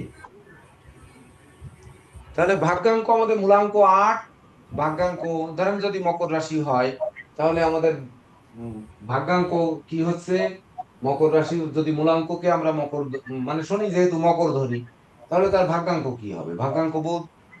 ওই যে বুধ আমরা ভাগ্যাঙ্ক পেয়েছি, তার মানে বুধ মানে এই ভাগ্য, তাই না? ভাগ্যটাই না? জি স্যার। তাহলে তার রোগ ব্যাধি হলে তার রিপু ভাব ষড়ভাবও কিন্তু বুধ। হ্যাঁ, তাহলে বুধ, বুধ। বুধ আর শনির রোগগুলো হবে। তাহলে বুধের রোগগুলো হচ্ছে ভাগ্যে আনবে, তার ভাগ্যাঙ্ক টেনে আনবে।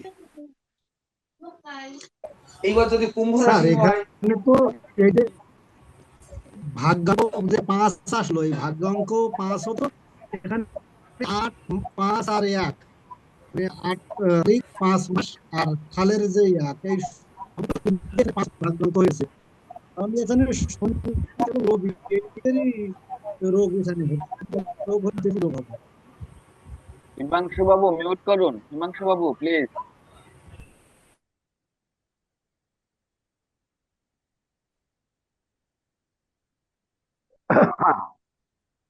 কি বলতেছিলেন কিশোরী মোহন বাবু, বলেন। স্যার আমি বলছি যে এখানে এই যে ভাগ্যাঙ্ক 5 হলো, এই ভাগ্যাঙ্ক 5 আসলো, মূলাঙ্ক 8 এবং মাস যে 5 আর সালের 1, সালের সংখ্যা হুম যোগ করে যে 1 আসলো, এই 8, 5 আর 1, এই যে তিনটা মানে শনি, হুম বুধ এবং রবি। রবি। হুম যখন আমরা দেখবো যে ভাগ্যাঙ্ক বুধের রোগ হবে, তখন রোগ হলে ওই তিনটা গ্রহের রোগই হবে, তিনটা গ্রহের সম্মিলিত যে রোগটা আছে সেটা। যেমন এখানে বুধ এবং রবির ক্ষেত্রে আমরা ইএনটিটা দেখি, নাক কান গরম মশাটা এটা আমরা বলি। তো সেই ক্ষেত্রে কিন্তু একটা নার্ভের কানেকশনও এখানে থেকে যায়, এবং বিশেষ করে নার্ভের যেটা তার সাথে কিন্তু শনিও কানেক্টেড। তাহলে হুম এক্ষেত্রে আহ, এর ব্যাধি হলে আপনার মুখমণ্ডলের উপরে, মস্তিষ্ক, মুখমণ্ডল যে এই অংশের তারা দিতে হবে। হ্যাঁ, আপনার কথা বুঝতে পেরেছে মনে হয় সবাই, এবং সেগুলো ক্রনিক ডিজিজ হবে, সহজে সারবে না, কারণ শনির তারিখ। তার জন্য যেমন শনির রোগ ব্যাধিগুলো হাড় ক্ষয়, হাড়ের ভিতর মজ্জার পীড়া, দাউদ একজিমা, চর্মরোগ, মানে এগুলো হতে পারে, মানে ক্রনিক ডিজিজ যেগুলো রয়েছে, শ্বাসকষ্ট, হাঁপানি, ক্রনিক ব্রঙ্কাইটিস, জিনিস এগুলো যেগুলো হতে সহজে পারে, সারে না। এগুলো হতে পারে।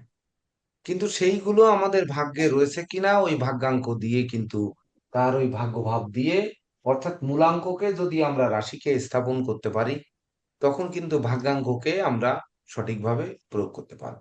সেটি আমি বলতে চাচ্ছিলাম, যে যখন কুম্ভ হবে তখন ভাগ্যাঙ্ক হয়ে যাবে, মানে যদি শুক্র না হয়ে অন্য কোনো সংখ্যা হতো, তখন কি হতো?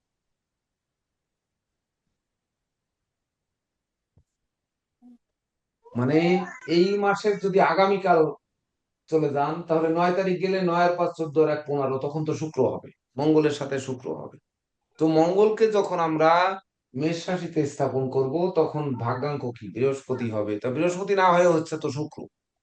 তখন কি শুক্রের রোগগুলো হবে, নাকি তার ভাগ্যে কোন রোগগুলো হবে, এটি অনুধাবন করার দায়িত্ব কিভাবে আপনারা নেবেন?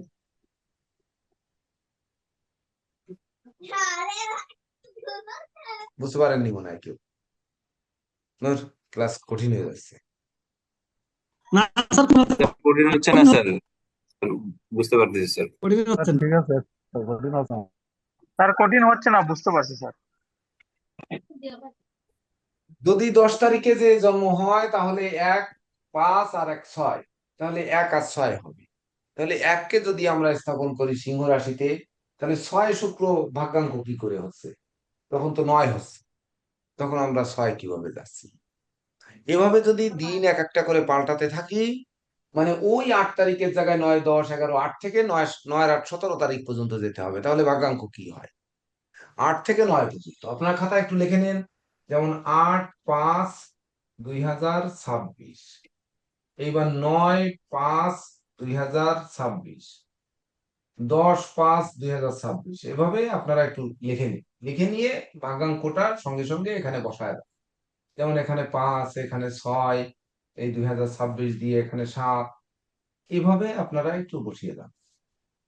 তাহলে 9 পর্যন্ত আমরা চলে যাব। ওই 5 থেকে আবার ঘুরে যখন আমরা 17 তারিখ, 9 আর 8, 17 তারিখ পর্যন্ত যাব, তখন কিন্তু ওই 4 পর্যন্ত চলে যাব।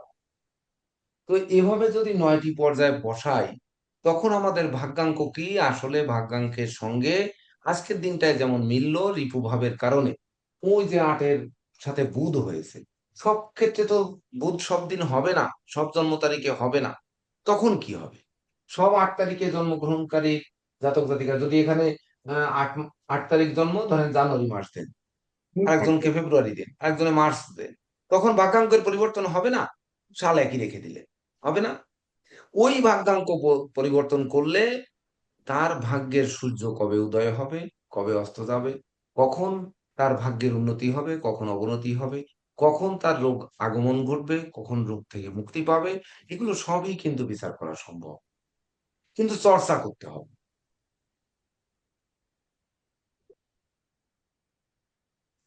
এবার বুঝতে পারছেন নাকি? জি স্যার। তাহলে আমাদের পরীক্ষার আগে করণীয় কি? যে কোনো একটি মাসের 1 তারিখ থেকে 9 তারিখ পর্যন্ত নিতে হবে। 1 থেকে 9 পর্যন্ত পরপর আমাদের সিরিয়াল দিয়ে লিখতে হবে। 1 তারিখ, 2 তারিখ, 3 তারিখ, 4 তারিখ, ওই এভাবে 9 তারিখ পর্যন্ত লিখবে। মাসের ক্ষেত্রে আপনারা জানুয়ারি মাস নেবেন, ফেব্রুয়ারি মাস নেবেন, মার্চ মাস নেবেন, এপ্রিল মাস নেবেন, মে মাস নেবেন, এইভাবে নেবেন। সালের ক্ষেত্রে আপনারা ওই একই সাল রেখে দিলেন। দেওয়ার পরে এর মধ্যে মূলাঙ্ক এবং ভাগ্যাঙ্কের যে পরিবর্তন আপনারা পাবেন, সেই পরিবর্তনটা আপনারা রিসার্চ করার চেষ্টা করুন। বা আজকে থেকে ধরুন আপনারা চিন্তা করুন যে আমরা তো জ্যোতিষ হয়ে গেছি, তাহলে আমার বাড়িতে কে কে আছে? মা বাবা ভাই বোন প্রত্যেকের বাড়িতে কেউ না কেউ আছে, মানুষ যেহেতু সমাজবদ্ধ জীব, আমাদের আশেপাশে কেউ না কেউ আছে। তাহলে প্রত্যেকের নাম সংখ্যা, জন্ম তারিখ সংখ্যা, এটি আপনারা নেন।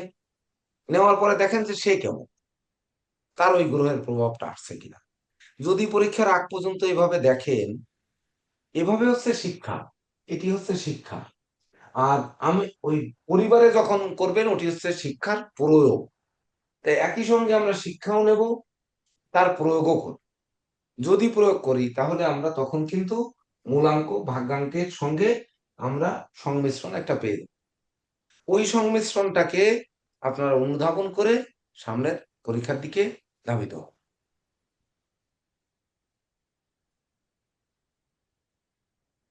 নীরজ স্যার একটু সহযোগিতা করেন এবার।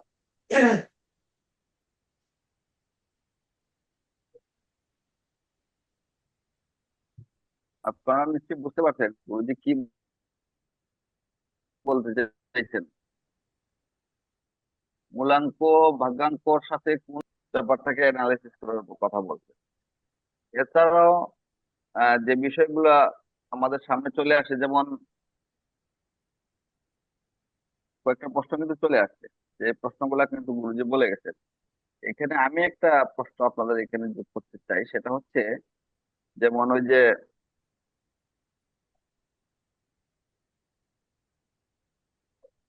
আমাদের একটা জিনিস খেয়াল রাখতে হবে, সেটা হচ্ছে যারা পরীক্ষক, আপনারা এখানে যা শিখতেছেন সেটা কিন্তু নিগুড় তথ্য শিখতেছেন। এই নিগুড় তথ্য দ্বারা আপনি বিচার করবেন, বিশ্লেষণ করবেন, আপনার ফলাফল প্রদান করবেন। কিন্তু পরীক্ষক কিন্তু কথা শুনতে চান ওই যে ইয়ের মতো, যেমন ওই খাতার মতো, বইয়ের মতো। আপনারা খেয়াল করে দেখবেন যে ওই পরীক্ষার খাতায় কিন্তু যদি কোনো টিচার দেখে যে বইয়ের মতো হয় নাই, তখন কিন্তু মার্ক দেয় না। তো সেই ক্ষেত্রে আপনাকে নিগুড় তথ্য জানতে হবে, কিন্তু আনসারটা হতে হবে বইয়ের মধ্যে। এখানে যে বিষয়টা গুরুজি নিয়ে আসতে চাইছেন, এটা হচ্ছে নিগুড় তথ্য। এই তথ্যটা কেউ দিবে না, সংখ্যা তত্ত্বের এই নিগুড় তথ্য কেউ দেবে না। কিন্তু এখানে বলে গেছেন যে বইয়ে কিন্তু এইভাবে নাই।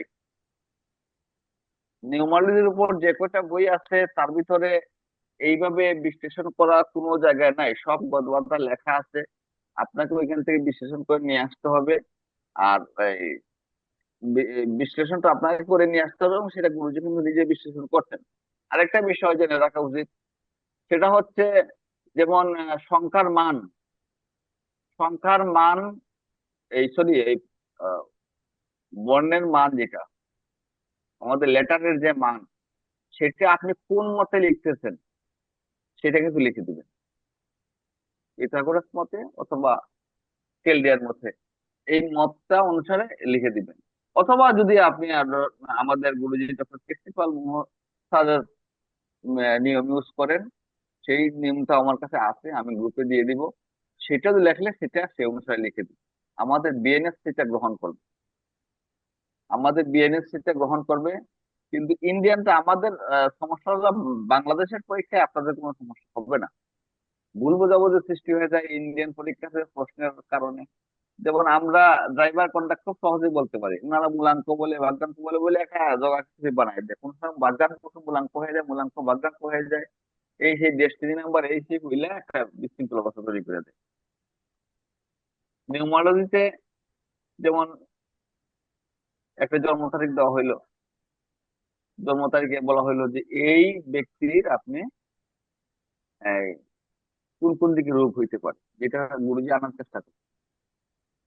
তখন আপনাকে আগে মূলাঙ্ক, তারপর ভাগ্যাঙ্ক, তার সাথে গুরুজি কিন্তু আরেকটা বিষয় এখানে আপনাদেরকে খেয়াল রাখার চেষ্টা করছেন, করার কথা বলে, সেটা হচ্ছে আপনি অবশ্যই তারিখ দেখবেন। অবশ্যই যদি নাম দেওয়া থাকে নামটা দেখবেন, এবং সময়টা দেখবেন, যেটা হুরারি অ্যাস্ট্রোলজিতে হয়। সময়েরও একটা নিউমারোলজি আছে, যেখান থেকে তথ্যগুলো বেরোয় আসে। তখন গিয়ে আপনি সম্পূর্ণরূপে বর্ণনা লেখালেখিটা করবেন, কতটুকু লিখবেন। এর আগেও বলা হয়েছে, এখনো বলা হচ্ছে, যতটুকু আপনি শর্ট মানে অতি শর্ট না, আর লং মানে 4-5 পাতা না। যতটুকু পড়ার লেখার পর একজন এক্সামিনারকে আপনি সন্তুষ্ট করতে পারবেন। আপনি 5 পাতা লিখলেন কিন্তু আসল অংশ কিছুই লিখলেন না, ওইটা নিয়ে ওইটা পাতা প্রথম পরেই কিন্তু ওইটা শেষ, ওইটা আর দেখবে না। যদি প্রথমে আপনার অ্যাট্রাকটিভ লেখাটা থাকে, এক্সামিনার খাতা দেখেন, আপনার অনেকে এখানে শিক্ষক আছেন, ওই প্রথমটা দেখেন, আছেন কিশোরীদা বলতে পারবেন, হিমাংশু বলতে পারবেন, বলতে পারবেন, খাতা কিন্তু ওনারা দেখেন, ওই প্রথমে দেখেন লেখাটা কিভাবে শুরু করছে আর লেখাটা কিভাবে শেষ করছে। কিশোরীদা ঠিক আছে? পরীক্ষার মার্ক তো এইভাবে দেন, তাই না? ঠিক আছে, ঠিক আছে। হ্যাঁ, লেখাটা কিভাবে শুরু করছে আর লেখাটা কিভাবে শেষ করছে, এটার উপর এক্সামিনারের ফোকাসটা থাকে। আপনারা অনেকে নিজেরা ব্যক্তিগতভাবে কেউ শিক্ষা প্রতিষ্ঠান থাকলে বুঝতে পারবে। দ্বিতীয় কথা হচ্ছে, শুধু রোগটাই যে আসবে তা কিন্তু না, সেখানে আপনাকে কর্ম নির্ণয়ের প্রশ্ন থাকতে পারে। সেই ক্ষেত্রে আপনার আহ, তার কর্ম না দিয়ে বলো যে তার পেশা নির্ণয় করুন। আবার শীত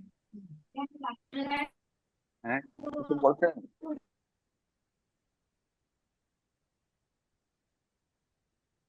কেউ কিছু বলতেছেন? না স্যার, কেউ কিছু বলছে না। ও, পেশা নির্ণয়ের প্রশ্ন আসতে পারে। দেখেন, ডেস্টিনি নাম্বার, এই যে মূলাঙ্ক আর ভাগ্যাঙ্ক, বা ডেস্টিনি নাম্বার বা কন্ডাক্ট নাম্বার বা কন্ডাক্টর নাম্বার, এই দুইটা কখন কাজ করে, এই দুইটা থেকে সবকিছু বিচার্য আছে। এখানে একটা জিনিস আপনি আশ্চর্যভাবে খেয়াল করেন, যে গুরুজি কিন্তু এই দুইটাকে কিন্তু উনি হরোস্কোপে নিয়ে চলে গেছেন। যে 8 সংখ্যা হয়, তাহলে সে কোন রাশি হইতে পারে। এখন রাশি হইল 8 কিভাবে হইল, এখানে তো একক 8 আছে, যদি 1 আর 7 8 হইতো, 17 তারিখে 8 হইতো, তাহলে কোন রাশি আছে? সেখানে রবি আছে, আবার কেতু আছে, মানে রবি কেতু সংযোগ থাকবে, তাই মিলে 8 হচ্ছে।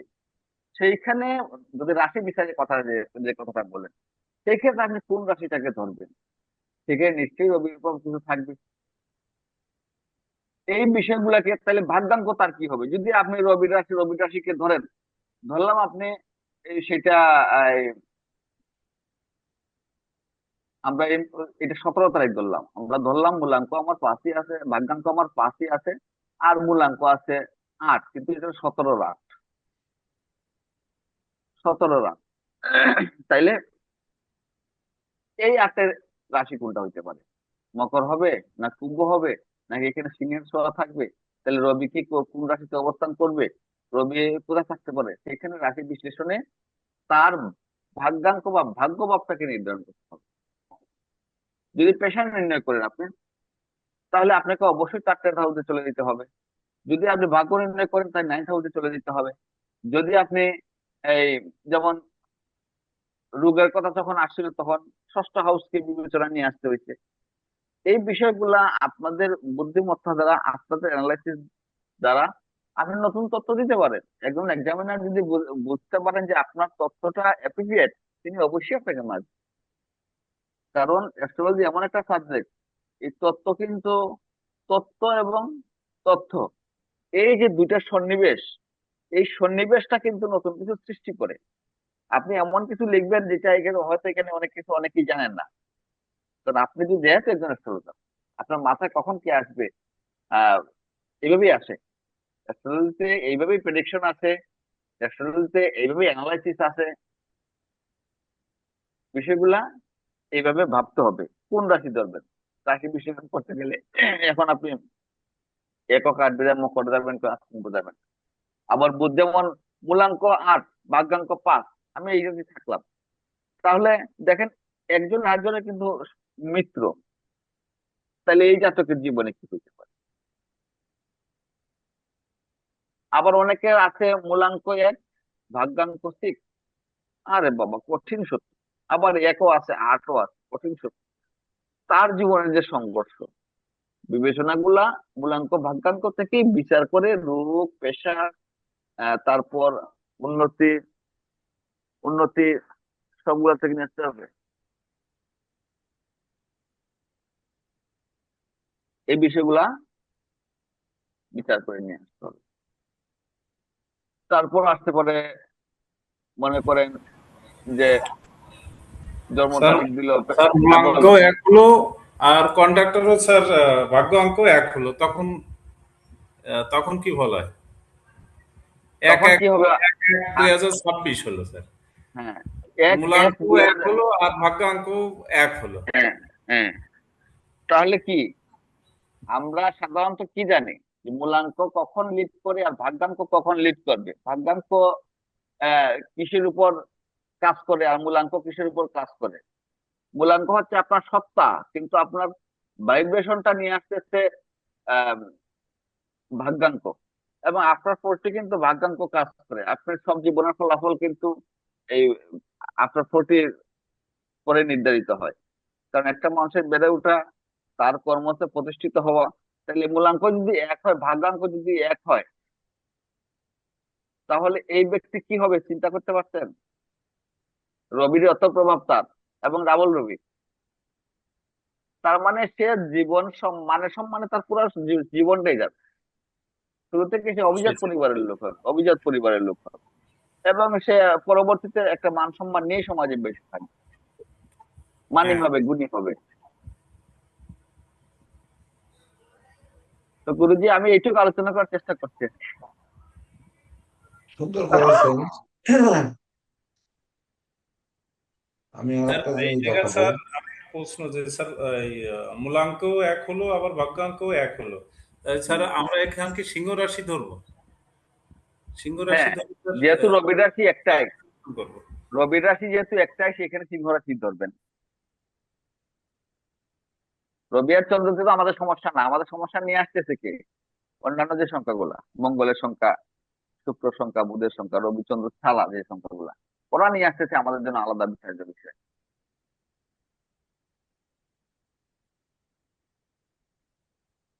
ঠিক আছে।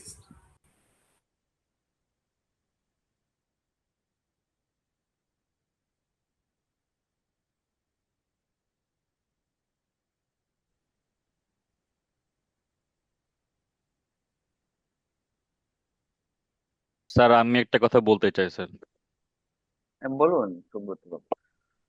স্যার এই রাহু হুম, রাহু যে চায় সব সময়, হুম, রাহু আমার ফোন নাম্বার 125725। তো হুম। স্যার প্রথম আমি এই আমার আমার ফোন নাম্বার নেওয়ার পরে তারপর স্যার যতবারই ওই যে মানে বিভিন্ন ফোন কোম্পানি বলে যে ফোন নাম্বার নাম্বার মিলায় মিলায় এই যে আমাদের নতুন নাম্বার নেওয়া যাবে বিভিন্ন হ্যাঁ, কোম্পানির। তো আমি দেখলাম স্যার আমার কাছে এই মুহূর্তে 1 2 3 4 5 6 7 8 9 আহ, 8টা 125725 নাম্বার আছে স্যার। মানে আ- বিভিন্ন গ্রামীণ, রবি এবং হুম। এয়ারটেল মিলায় মোট হচ্ছে 8টা 125725 মোবাইল নাম্বার আছে। তো আমি যখন কিনি তখন স্যার আমি কখনোই চিন্তা করিনি যে আসলে এই জিনিসগুলা যে আমি কেন এই এই এই ফোন নাম্বারগুলো কিনছিলাম আর কি। আচ্ছা, পরবর্তীতে স্যারে স্যারে ক্লাস করার পরে আমি যখন এই নাম্বারগুলো যোগ করে দেখলাম তখন দেখলাম যে 125725 এটা হচ্ছে 4 রাহুল নাম্বার। তো সে আসলে চাচ্ছে বারবার করে স্যার এইটা কিনছিলাম স্যার আমি। আচ্ছা, স্যার আমার এখন এইটা আপনি আপনি অনুধাবন। আপনি আচ্ছা, এই যে সংখ্যাগুলো ভাইব্রেশন আপনি আপনার লাইফে পাইছেন কিনা খেয়াল করেন তো। এই যে 125725, লাস্টে কত আপনার? 525, লাস্টে যদি টু হ্যাঁ, ফাইভ ধরি আপনার কেতু। আপনার 5 মানে আপনি যে ফিল্ডে কাজ করেন, মানে যে ইয়েতে কাজ করেন আপনি, সেখানে কিন্তু কমিউনিকেশন একটা বিরাট বিষয়। হ্যাঁ স্যার, এবং সেখানে আপনাকে পরামর্শ দিতে হয়, হ্যাঁ স্যার, সেখানে আপনার স্যার স্যার, বুদ্ধির আমি কাজ একটা করতে কথা হয়। বলি স্যার। হ্যাঁ স্যার, স্যারের দেখেন এটা, হ্যাঁ সুব্রত বাবু, আপনার প্রশ্নেও আপনারা এই ধরনের করবেন তার জন্য আমি কিন্তু এখানে বোর্ডে নীরজ স্যার বলতেছিলেন আমি লিখছি। বিষয় হচ্ছে আমি আমার ভাবনায় কিভাবে আসলাম যে এই ধরনের প্রশ্ন আসতে পারে, ভাবনায় কিভাবে আসলাম এটি আমাদের বুঝতে হবে। আজকের জন্ম তারিখটা লিখেছি 8/5/2026, 5 মানে 8,52,026 সমান 5। আবার বাংলাদেশের টেলিফোন নাম্বার হয় 02 কোড, ইন্ডিয়ান হয় 91, আমেরিকার হয় +1। তাহলে ওই কোড নাম্বারে পরে 6টা বা 8টা সংখ্যা থাকে। আমাদের যেমন আমার যে নাম্বারটায় আপনারা যোগাযোগ করেন সেটা 01717 সমান 7। এরপরে নাম্বারটা কত? নাম্বারটা 003853, এর সংখ্যায় 1। তাহলে 7 হচ্ছে আমার কমান নাম্বার। এইটা ডিজিউস সিম, ডিজিউস সিমের, গ্রামীণ ফোনের ডিজিউস সিমের কোড নাম্বার হচ্ছে 717। কোড নাম্বারের সঙ্গে আমার মূল নাম্বার যুক্ত হয়ে, অর্থাৎ এটা মূলাঙ্ক, এটা ভাগাঙ্ক, মিলে হচ্ছে 8। যেমন এখানে দুটি সংখ্যা লিখেছি দেখেন, এ পাশে 13,202 মানে 8, আর হচ্ছে 14,756 সমান 5। এর সঙ্গে একটি কোড নাম্বার আছে সেটি 3, মিলে হলো 2। তাহলে এই 2 এর পরিবর্তন, এতেও কোড নাম্বার আছে 3, মিলে শনি। তাহলে এই 2 এর কোড যুক্ত হয়ে যখন চন্দ্র হলো, মানে একই কোড দুইজনের, যখন চন্দ্র হলো তখন শুধু পরিবর্তন আর পরিবর্ধন হচ্ছে। আর শনি যখন হচ্ছে তখন কষ্ট দিচ্ছে।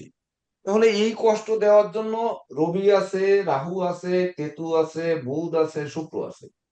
আর এখানে আছে শুধু রবি, বৃহস্পতি আর চন্দ্র।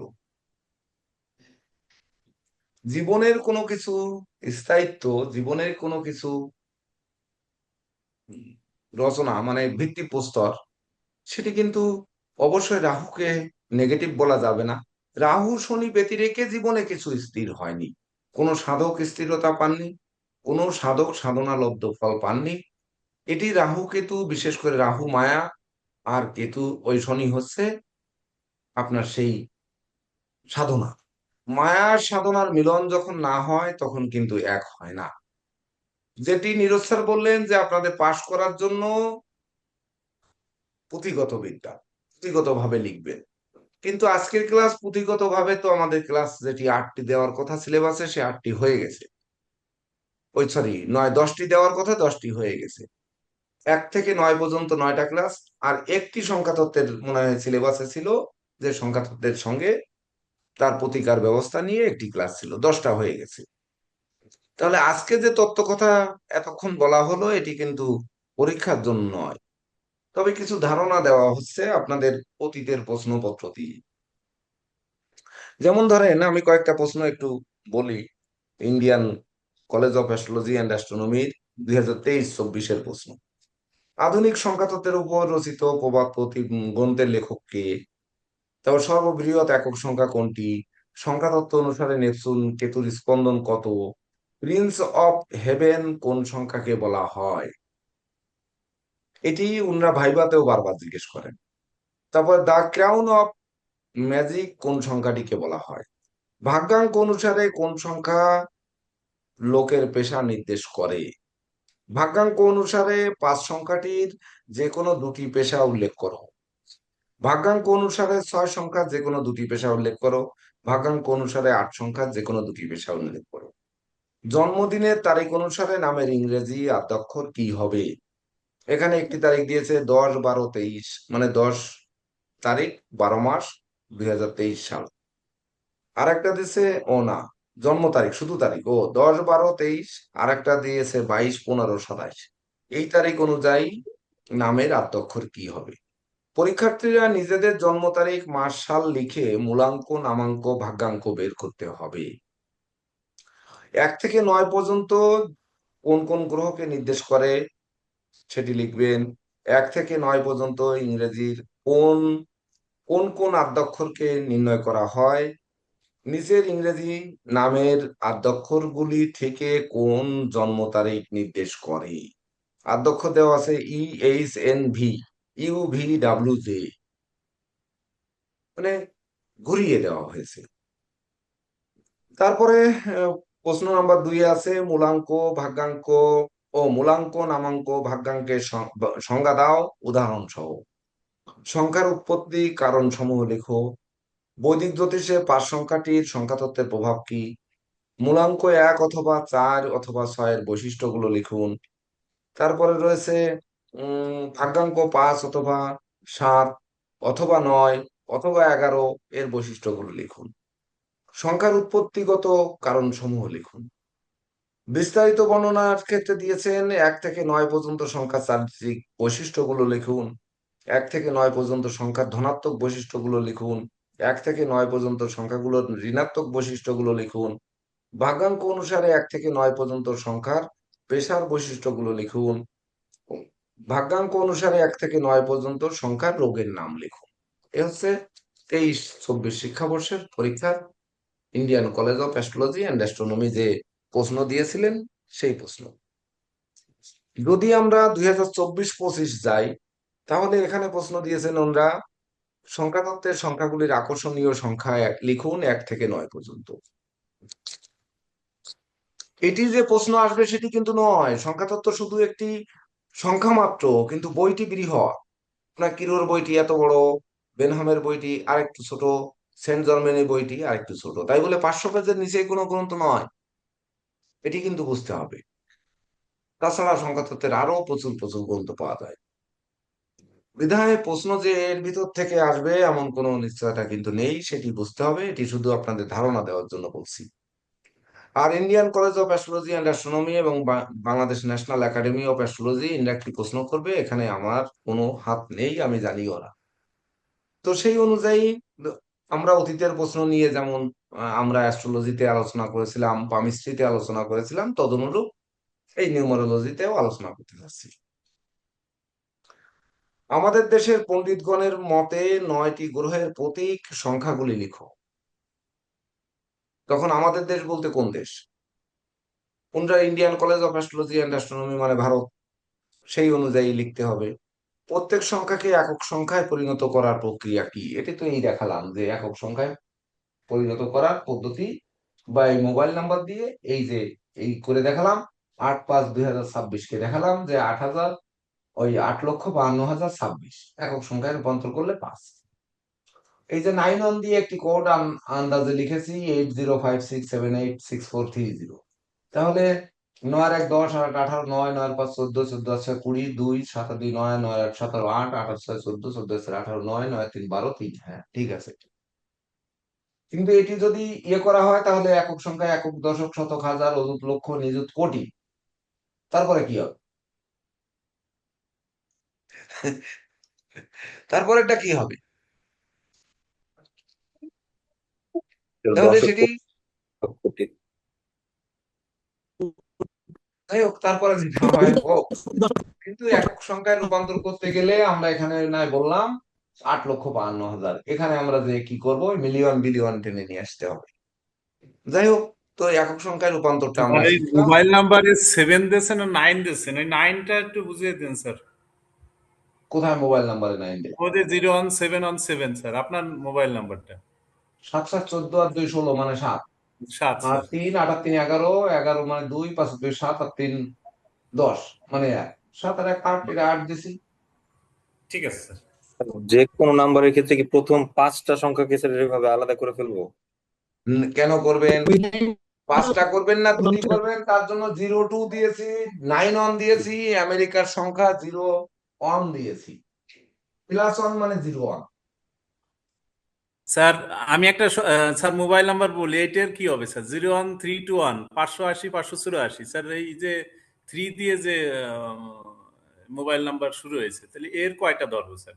317 স্যার, এইটা স্যার স্যার দেশের এখানে কোড, আগে কোম্পানির কোড, দেশের কোডটা জানতে হবে। ও আমাদের দেশের কোড কত? 0 2। ও আপনারা ঠিক। কখনো আমাদের ডায়েরি দেশের কোড কিনেছেন? Sir, diary? না না না, স্যার ডাবল আপনারা স্যার।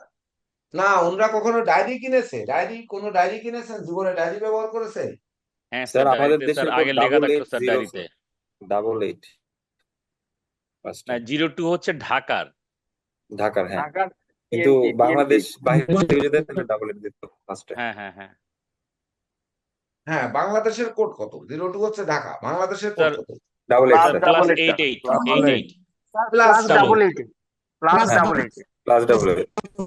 এইবার ইন্ডিয়ান কোড কত? +9 1। I know. 9 1। তাহলে 88টা কোড, +9 1টা কোড, +1টা কোড। ডায়েরি যদি কিনে থাকেন, ডায়েরিতে থাকে, দেখি এই ডায়েরিটা আছে কিনা। আমার কাছে একটা ডায়েরি আছে। উম বিভিন্ন দেশের টেলিফোন কোড নাম্বার,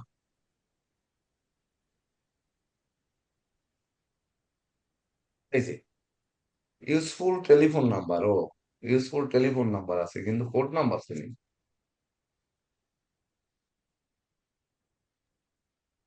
এই যে কিন্তু আছে, আপনার নাম্বার আছে আছে আছে আছে, দিচ্ছি। কিন্তু আপনার নাম্বার তো স্যার মনে হয় আপনি 0088 লাগান হয়তো কোড নাম্বার, তাই না? ইন্ডিয়াতে ওই ডবল জিরোটাই প্লাস দিলে হয়, হুম। ঠিক আছে?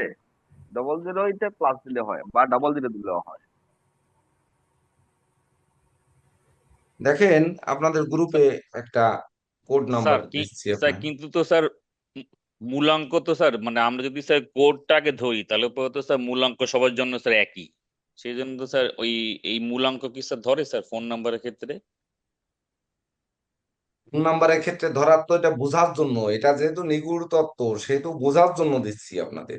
না এটা তো পরীক্ষার জন্য নয়, আমি তো বললাম। না স্যার, আমি এমনি বলছি। ঠিক আছে স্যার।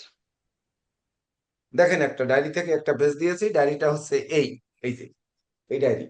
এই ডায়েরিটা হচ্ছে সেকেন্ড ইন্টারন্যাশনাল অ্যাস্ট্রোলজিক্যাল কনফারেন্স 2020। এটা বাংলাদেশ ন্যাশনাল অ্যাস্ট্রোলজার সোসাইটি খুলনাতে যে সম্মেলনটা হয়েছিল, সেই সম্মেলনে প্রত্যেককে আমরা একটা করে ডায়েরি দিয়েছিলাম। সেই ডায়েরি হচ্ছে এই। তো এই ডায়েরির কোড নাম্বার দেখেন, আপনার গ্রুপে দিয়েছি, ইন্টারন্যাশনাল ডিরেক্ট ডায়ালিং IDD। এইবার আমরা দিয়েছি বাগেরহাট বরিশাল, মানে দেশেরটা। এইবার চলে আসেন, আমরা ইন্টারন্যাশনালে চলে যাই। দেখেন, ইন্টারন্যাশনালে আর একটা পেজ দিচ্ছি। উম,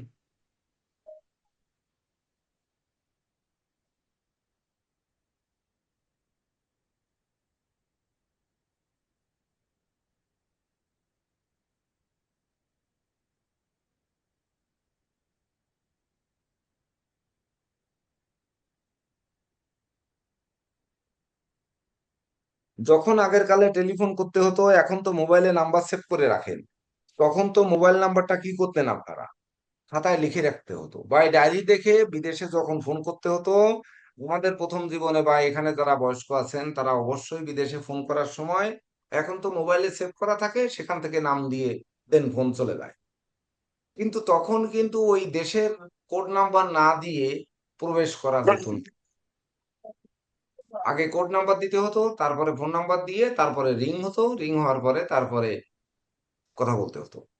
তো এই জায়গায় দেখেন ইন্টারন্যাশনাল ডিরেক্ট ডায়ালিং আইডিডি, দেখেন এখানে চায়নার কোড দেওয়া রয়েছে, বা ধরেন আর্জেন্টিনা রয়েছে, অস্ট্রেলিয়া রয়েছে। অস্ট্রেলিয়া আবার বিভিন্ন প্রভিন্সের জন্য আলাদা আলাদা করা আছে, অস্ট্রিয়ার জন্য প্রভিন্সে আলাদা করা আছে, বাংলাদেশের জন্য দেখেন ঢাকা 02 আছে, চিটাগাং এর জন্য 031 আছে, বেলজিয়ামের জন্য 0032 আছে, বেলজিয়ামের বিভিন্ন স্টেটের জন্য পার্থক্য আছে, ব্রাজিলের জন্যও তাই আছে। দেখেন ব্রুনেই, এগুলো দেখতে হবে। তাহলে আমাদের দেশের কোড নাম্বার যার যার মোবাইল নাম্বার অনুযায়ী দেখবেন যে এই প্রথম অংশ এখন 4টি সংখ্যা না 3টি সংখ্যা, মানে লাস্টের 6টা সংখ্যা হচ্ছে আমাদের মূলাঙ্ক, ওই সরি ভাগাঙ্ক, মানে লাস্টের 6টা। এখন যদি লাস্টে 8টা থাকে, যেমন ইন্ডিয়াতে হচ্ছে লাস্টে 8টা থাকে, 9 এর পরে 8 সংখ্যা থাকে। কেন 8 সংখ্যা, কেন বলেন তো, কেন 8 সংখ্যা? সংখ্যা বাড়ায় কেন, সংখ্যা কমায় কেন, বলেন, কে বলতে পারবেন? ইন্ডিয়া কেন 8 সংখ্যা, আমাদের বাংলাদেশে কেন 6 সংখ্যা, এটা কেন বলতে পারবে, কে বলতে পারবে? এটা স্যার জনসংখ্যার উপর নির্ভর করে। জনসংখ্যা হচ্ছে এটা 100 কোটি লোক তো হ্যাঁ, স্যার। জনসংখ্যা জনসংখ্যার উপর। মানে মোবাইলের উপর, মানে নাম্বার কত লাগবে হ্যাঁ তার উপর নির্ভর করবে। হ্যাঁ আমাদের দেশে এক সময় 017 দিয়ে তারপরে মোবাইল নাম্বার ছিল 6 সংখ্যা। যখন 7 দিয়ে সিমে আর কোলাইলো না, জনসংখ্যা অনুযায়ী আরো নাম্বার দরকার, তখন 7 এর পরে 111 যুক্ত।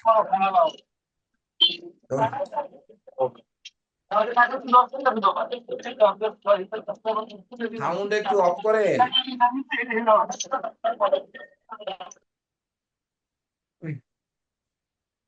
তো জনসংখ্যা যখন নাম্বার যখন বেশি দরকার হয়ে যায়, তখন এই হাজার অযুত নিযুত কোটিতে ও শেষ হয় না, তখন যে বাড়াতে হয়।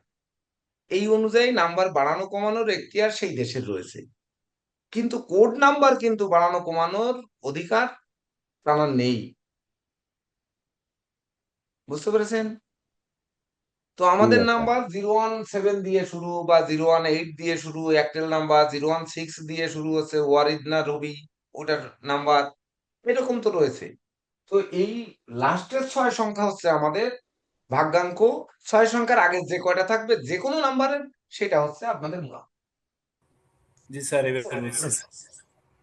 এবার বোঝা গেছে স্যার, দুর্দান্ত একটা ইনফরমেশন পেলাম। হুম।